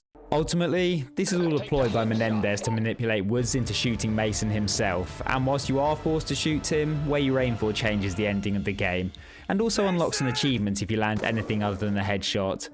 The level then finishes with Menendez pretty brutally murdering Hudson in front of Woods and a young David, but leaving them alive to suffer as he has since the death of Josefina. So that completes the Woods and Menendez backstory, and unlocked an achievement for completing all of the past missions on veteran difficulty, and from here on, the rest of the game is set in the year 2025. The next big decision comes when you're playing as an undercover agent who has infiltrated Menendez's cell. With suspicions about your disloyalty, you're ordered to shoot the captured Harper. Do this, and obviously he's playing no further part in the story, but attempting to shoot Menendez instead results in your execution. And regardless of which option you choose, you'll get a nice little bit of gamer score. And Menendez is later captured, but this was all deployed to hack into the military's computer infrastructure and seize control of the drone fleet. And the mole is revealed to be a character named Salazar who helps Menendez escape, and his fate depends on the choice you made whilst undercover. There's also this standoff section at the bridge which can play out many different ways depending on other decisions made up to this point, and some of which have achievements tied to them, so I'll be visiting this again later. And there were just a couple of missions left now. First of all, in LA, I escorted the president to safety amongst the drone attacks before tracking down the source of the hacking transmission to Haiti, where I had one final choice to make. And with Menendez taken care of once and for all, I'd reached the end of the game, unlocking the last story-related achievements and then 2 more for finishing the campaign on Veteran. In total, there are 8 different endings, and I had one of the worst, as even though I killed Menendez, the fact I didn't save Karma earlier means that his cyber attack still goes ahead, leading to worldwide riots. Although it could have been worse yet, but I won't give away absolutely every single spoiler, just all those related to achievements. Actually, there is one more spoiler I want to mention, because I really wasn't expecting to see Avenged Sevenfold rocking out with the main characters in the post-game cutscene. So even though I now had veteran difficulty ticked off, I was far from done with the campaign. I still needed to complete the Strike Force missions, complete some miscellaneous tasks, some of which were quick and some not so quick because they require playing through the story in different ways. And then finally, the big one, completing every single challenge for all 16 missions. Each mission has 10 challenges, with 8 of them being unique and the other 2 requiring the 3 pieces of intel to be found and the level to be finished without dying. And expect to be playing through each one again several times over because a lot of the challenges just aren't possible to get together. And I'm not sure if this is true because although I really should have, I didn't test it, but I read online that you only get the challenge ticked off if you finish the mission, not save and quit out, so I potentially wasted a lot of time there. And speaking of wasting time, this video would never end if I covered all 160 challenges, so instead I'll just give some shout outs to those that I found most difficult or frustrating. And luckily, nothing that I'd left had specific difficulty requirements, meaning from this point on, I could just play on recruit. So first of all, I quickly ran through the Strike Force levels to get the first time completion achievements for those out of the way, but also trying to tick off a couple of the easier challenges, like kill X amount of enemies with headshots or melee. Completing challenges also contributes to your score for that mission, along with the usual things you'd expect, like standard kills, kills with grenades, or whilst the enemy is stunned, you get the idea. And this score is then displayed on the mission list screen, and there's an achievement for getting at least 10,000 points in each one, which unlocked around this time. After that, I just worked my way from the top of the list down, moving on once I had all 10 challenges done, which sometimes took me 4, 5, or maybe even more playthroughs of a mission. And as I said a minute ago, this mostly comes from the fact that a lot of the challenges don't really go hand in hand, but especially annoying are those for having a 100% survivability rate, because not only can you not die, you can't be reverted back to the last checkpoint for any reason, such as an accidental friendly fire. Whilst playing on recruit obviously means your chance of dying are massively reduced, it did happen more times than I'd like to admit. From getting a bit too carried away trying to complete melee kill challenges, or the absolute most frustrating, seeing a grenade icon appear a split second before it detonates, still insta-killing you despite being on the lowest difficulty. There's only one part of the entire game that I'd say is extremely dangerous even if you're playing as safe as possible, and that's during the gunship section towards the end of the Suffer With Me mission. It's about 5 seconds long and all you have to do is run down a corridor and jump to a balcony below, yet it feels extremely random as to whether the gunship will kill you. And on top of that, the jump is made much harder when disorientated by the explosions. Also, being at the end of the mission just rubs salt in the wounds, but thankfully I didn't have any problems with this. The Fallen Angel level was a bit of a different story though, as one of the challenges in this one is to destroy 8 enemy vehicles by ramming them during the driving sequence. And despite attempting to drive slowly and get the challenge done before reaching the end of the mission, I failed miserably on more than one occasion, ending in far more time spent on this than there should have been.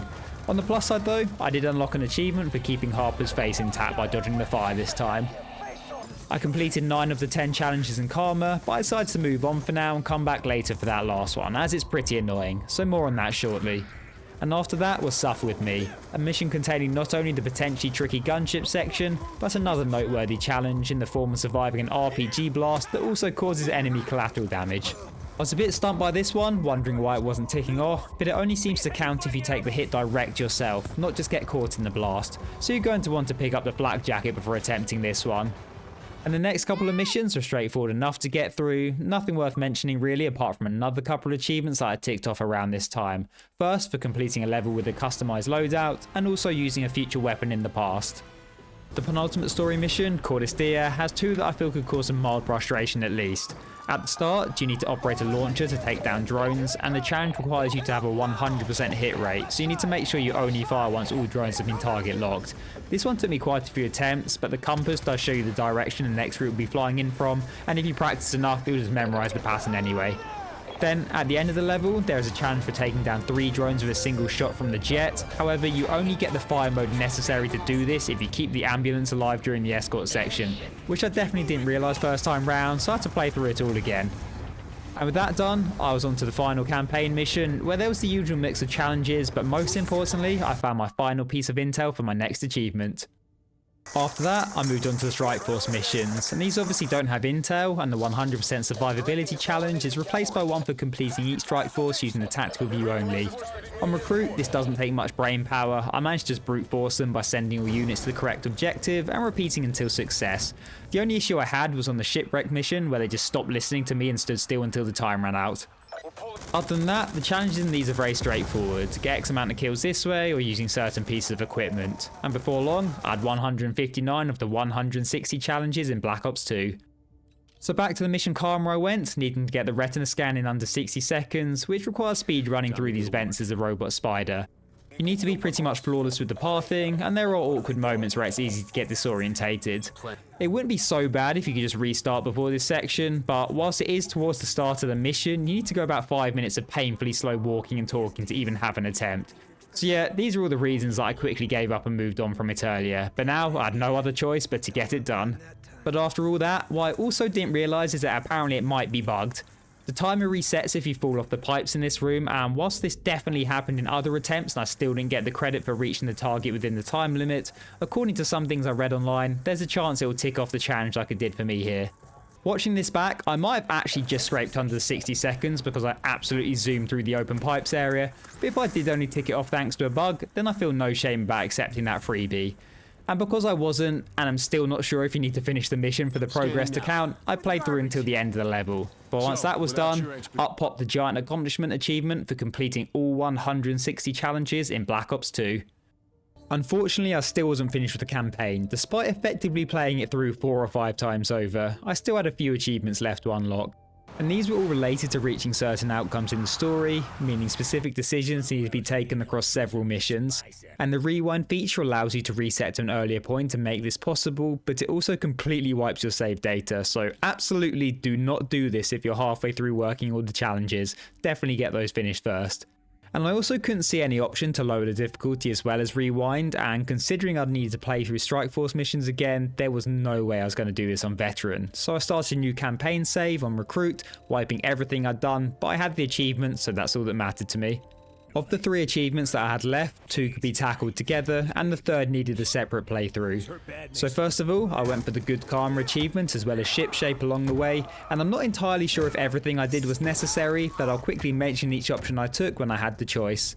So first of all, during Kravchenko's interrogation, I resisted shooting him, and therefore heard about the mole and found evidence of that. Then in the Fallen Angel level, whilst eavesdropping on Menendez, I gathered enough intel to discover the secret meeting, and this unlocks the Dispatch Strike Force mission. And speaking of those, I completed the other 4 as soon as I could. And whilst finishing Karma, I let DeFalco live, and when given the choice to shoot Harper or Menendez, I shot Harper, which keeps Fareed alive. And finally, during the bridge standoff, I made sure to only shoot Captain Briggs in the leg, so all in all, this means that the ship is safe thanks to Briggs being alive to call in reinforcements for everyone recruited by doing the Strike Force missions, unlocking Ship Shape. And also, Karma is kept alive thanks to the Second Chance Strike Force mission, and able to stop Menendez's cyber attack, unlocking the Good Karma achievement. And now I just had 1 achievement left. I had to rewind the story again, play through up to the same point once more, but this time making slightly different choices. Like before, I let DeFalco escape with Karma, but this time I skipped Second Chance, which means she won't be around to interfere later. I then shot Harper, which keeps Fareed alive for the ship, where he has a shootout with DeFalco, unlocking the Showdown achievement. And with that, I had now obtained every campaign-related achievement that Black Ops 2 has to offer. Difficulty-wise, the Veteran campaign is definitely one of the easier in the series, but these achievements are a serious time sink thanks to all the challenges and other reasons you're made to replay the story missions. I've still got a ton of gamer score left to get from this game, mostly thanks to the DLC packs, but that's a goal for the future. I plan on resuming my zombie adventures soon, but there's a few things I want to get out the way first.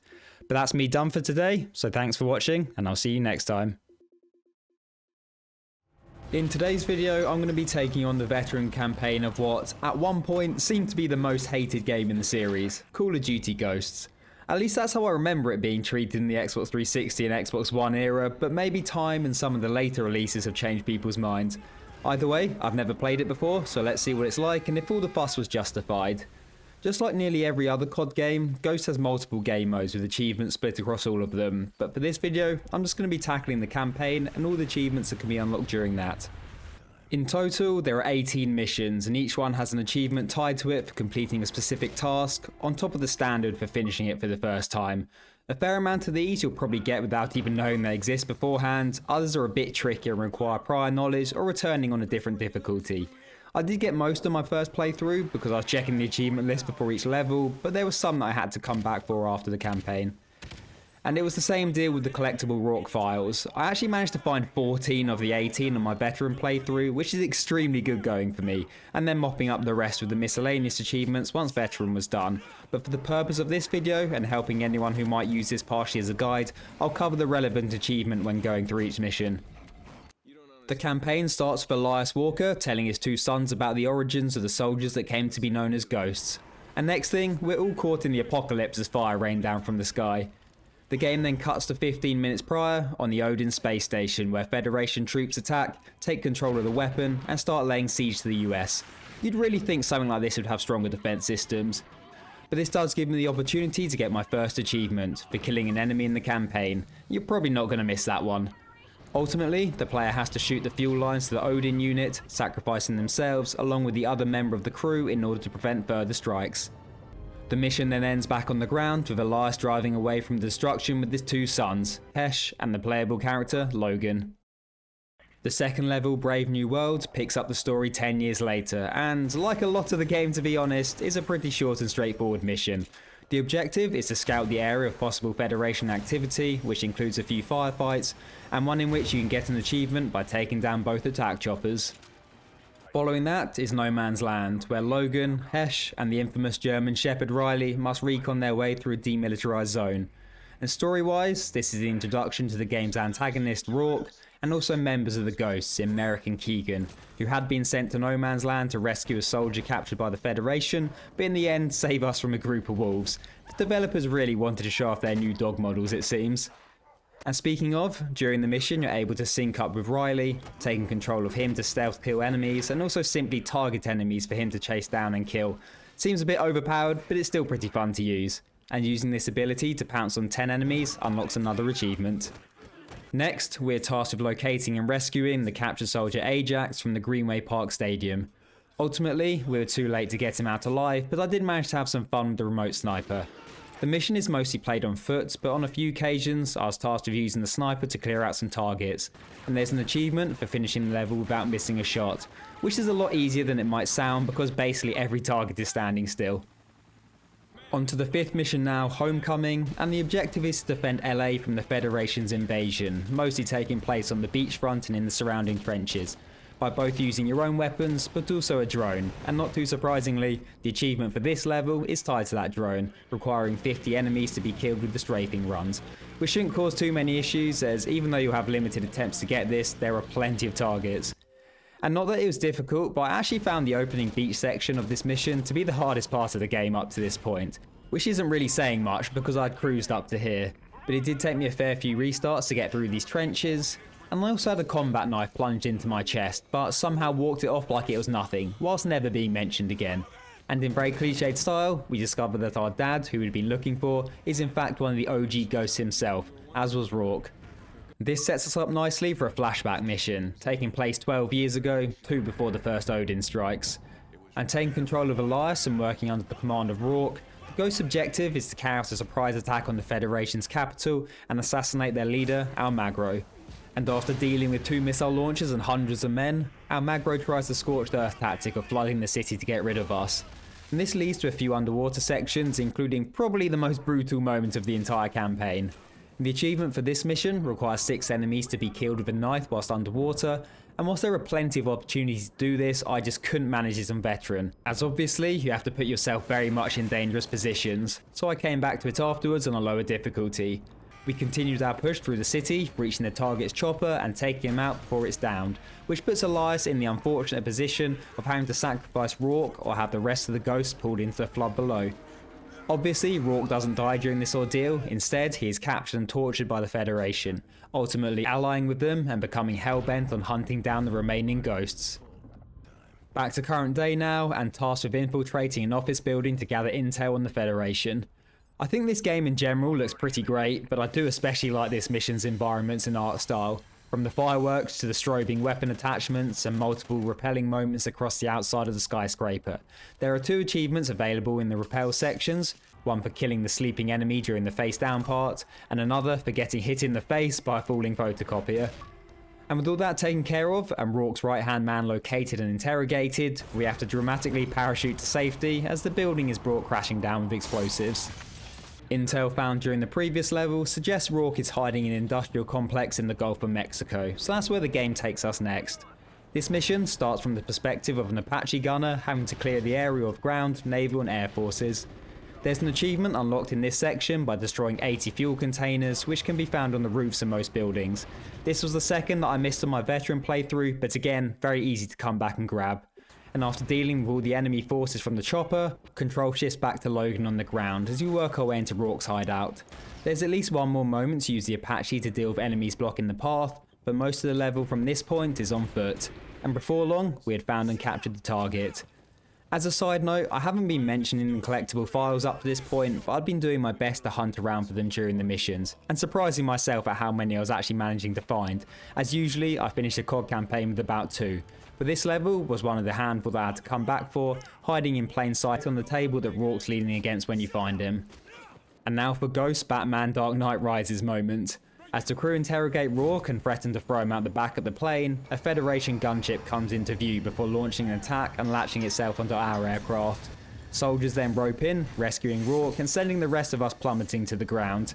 Luckily, we all had the foresight to wear parachutes, so survived that ordeal and found ourselves scattered in the forest below, surrounded by Federation soldiers.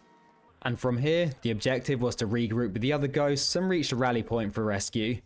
The achievement for this mission is unlocked by meeting back up with the ghosts without breaking stealth, and armed with the trusty heartbeat sensor, it's not too tricky to get done.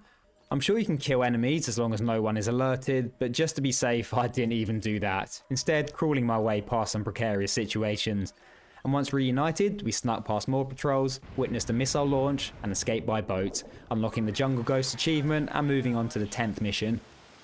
Next, we were off to the Snowy Mountains to gather info on the Federation's missile program. And after taking out the security checkpoint and sneaking with stolen outfits, we cut the power and let weapons loose before breaching into the central computer room. Here, we had to set up a defense and hold off the soldiers until the intel download was complete. There are plenty of claymores and grenades to make use of, but most helpful is the sentry turret. In the end, I tried my best to hide in the corner away from harm, as unlike some of the download sections in other Call of Duty games, it doesn't seem like this one can be stopped by the enemy. Instead, you basically just need to survive and wait for it to finish. And after that, we just had the small task of escaping to the extraction point whilst being pursued across the ice. I think this checkpoint took the crown for restarts for me. There are quite a few enemy vehicles gunning you down, which can be dealt with by shooting holes in the ice, but you don't have much breathing room, so will die quickly if you miss many shots, which was my problem. But I kept at it and unlocked an achievement for dropping 8 vehicles into the ice before finishing up the mission. Our next objective was to cause a mighty distraction by sinking an oil rig in Antarctica, and there are definitely some good set pieces in this game, with the opening of this mission being one of them.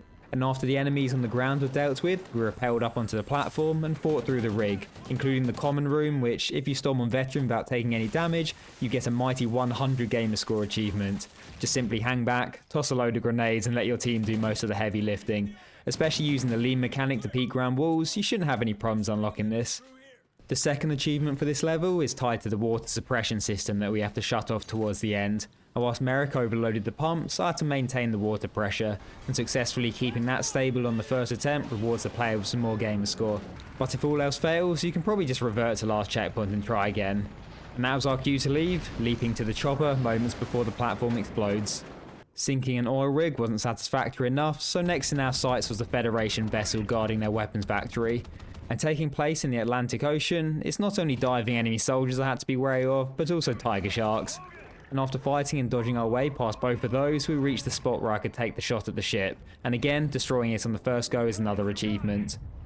From there, we had to do some more dodging and ducking to get through a shipwreck unscathed, especially once depth charges started being dropped on us, but reaching the rally point on the other side signalled the end of the 12th mission. With that ship now sunk to the bottom of the ocean, nothing was standing between us and the weapons factory. And while sneaking into the facility, there's an achievement available for killing 5 enemies before reaching the black zone, which I found harder than it should have been because my teammates kept killing my targets. But I managed it after a couple of restarts, and from there, we discovered that the Federation are building a weapon system based on the design of Odin. And that's our cue to call in the airstrike and make a quick getaway before the building is leveled. So at this point I had 5 of the 18 missions left to go, which does make the game sound pretty long, especially compared to the rest of the Call of Duty series, but some of them were only taking me 10 or 15 minutes, so I was getting through it quickly. And it was all kicking off now in the plot, as we regrouped at a safe house, only to be ambushed by Rourke and his men. and then waking up tied to a chair, I could do nothing but watch my dad get executed after taking a bullet myself, which is then literally immediately forgotten about in the following scene and never mentioned again. There's actually a quick time event at the start of this sequence I had to look up online because I had no idea what I was meant to be doing and kept failing, but it turns out you need to be mashing X while looking at his pistol, so keep that in mind if you plan on playing this. The other ghost saved the day, and from there the objective was to simply escape Las Vegas, so naturally we had to fight through a casino, and that's where some more gamer score can be obtained. There are around 25 slot machines, and destroying 21 of them unlocks the jackpot achievement. But this was another one that I had to come back for, as a group of those are hidden away from the rest. I say hidden, they're very much in plain sight but easy to miss. And the ending of the mission is a bit annoying, because you have to carry the injured Riley and keep putting him down and picking him back up again while dealing with the enemy soldiers, after he joins a long list of characters to wear a bullet, but it's a small price to pay to save your trusty companion. Following those events, the team regroup on board the United States' last aircraft carrier, and because nothing ever goes smoothly, it then comes under attack from the Federation. So the objective of this mission is to simply defend it from various waves of enemies, those being dropped in by choppers, those scaling ropes on the side of the carrier, which can be cut down for this mission's achievement, and also those both out on the water and in the air. I was able to take control of a remote turret on the Osprey and finally a missile launcher to deal with the Federation gunship, but ultimately it was all in vain, as a rod fired from the now functioning Loki space station comes crashing in, causing the carrier to begin to capsize. After just about surviving that ordeal, our next objective was to destroy the satellite array, but in order to get to that, I first had to deal with a group of mobile missile launchers from the safety of a tank. The tank itself also has remote missiles, and using only 3 of these to take out the 3 enemy choppers unlocked my next achievement. With the launchers destroyed, I took control of Logan once again, as the ghost pushed into the command center, launching one of the rods at their own coordinates in order to flatten the satellite array. We then jumped on a train in pursuit of Rourke, whilst the tank squad gets away just in time. The penultimate mission of the game takes place far away from all of that though, as American astronauts are deployed to raid and commandeer the Loki space station. A bit random, but this section reminds me of Halo 2's Cairo Station and all the elites flying around. Back to more pressing issues though, so we force our way into the control room, breaching in and taking control of the targeting system. Here I had to fire at multiple Federation ground targets, and there's actually an achievement for destroying all of the targets without killing any allies. It's a little tricky as you're on a timer and only get limited shots at each group, but as long as you make sure that the edge of the target area isn't too close to your allies and roughly replicate the shots I took, you should get it no problem. The helicopters don't count, so you can just ignore those, and you'll get an audio cue to watch your fire if you kill any allies, so just restart the checkpoint if that happens. It's definitely an achievement with frustrating potential, but I managed to get it done on the 4th attempt. And the level then ends in dramatic style as the ghosts order the train that they're currently on board to be fired at. And now I'd finally reached the 18th and final campaign mission. Taking place 15 minutes prior, it picks up with Logan and Hesh fighting their way through the Federation train and hunting down Rourke. There are a fair amount of enemies to deal with on top of the train, including those who grapple up the sides, and the achievement for this level is unlocked by shooting them off the train, but honestly I feel like Hesh did that and not me, but it popped anyway, so I'm not complaining. And yet, there's nothing here that's going to cause any issues if you made it this far. This entire campaign has been a bit of a cakewalk, and the finale is no different. So before long at all, we had made it to the door of the engine room. And this is where Hesh orders the train to be fired upon on his signal, and we breach in, encountering the man with the impenetrable plot armor, Rourke. And after a brief struggle and all hope starting to look lost again, Hesh gives the signal to fire the Loki weapon, destroying the rails, sending us plunging into the water, and knocking me unconscious. You'd think that would be enough, but no. Next he survives a fire extinguisher to the back of the head before I finally put him down for good with his own magnum, and the expense of some unavoidable collateral damage. As well as passing through Hesh, the bullet also breaks the window, flooding the carriage and leaving me with one final objective of carrying my body back to the surface. But from here, we can call for extraction, watch the remaining Federation be destroyed, and live happily ever after. It's what I'd say if this game was boring. But instead, Rourke has somehow walked off being shot from 5 feet away with a magnum and also drowned, and he overpowers us, dragging Logan off to convert him into a ghost killer just like himself. And after my veteran achievement popped and the credits have rolled, we get a brief glimpse of a pit, presumably inflicting on Logan the same torture methods that Rourke went through. And as ridiculous as that entire thing is, I'd be lying if I said I wasn't intrigued and wanted to see what happens next in this storyline. But anyway, I just have one achievement left to unlock now, and that required going back to the Hunted mission to pick up the last collectible stashed away by a waterfall. And there we have it, every campaign achievement unlocked in Call of Duty Ghosts with a total playtime of around 7.5 hours. As I said at the beginning, I'd heard this game is pretty terrible, but honestly I enjoyed it. Maybe that says more about me than the game though. I'd definitely recommend playing it, and it's a nice easy gamer score compared to the trials and tribulations of other Call of Duty games. It's by far the easiest veteran campaign I've completed up to this point. There are obviously lots of other achievements available for the other game modes, especially when factoring in DLC, not that you can purchase that anymore, but I do intend to come back and tackle what I can separately. So let me know if you've played this, and if I'm the only one who really doesn't think it's that bad at all. I'm nearly done with the Xbox 360 era of veteran campaigns now, so thanks for watching, and I'll see you for the next one.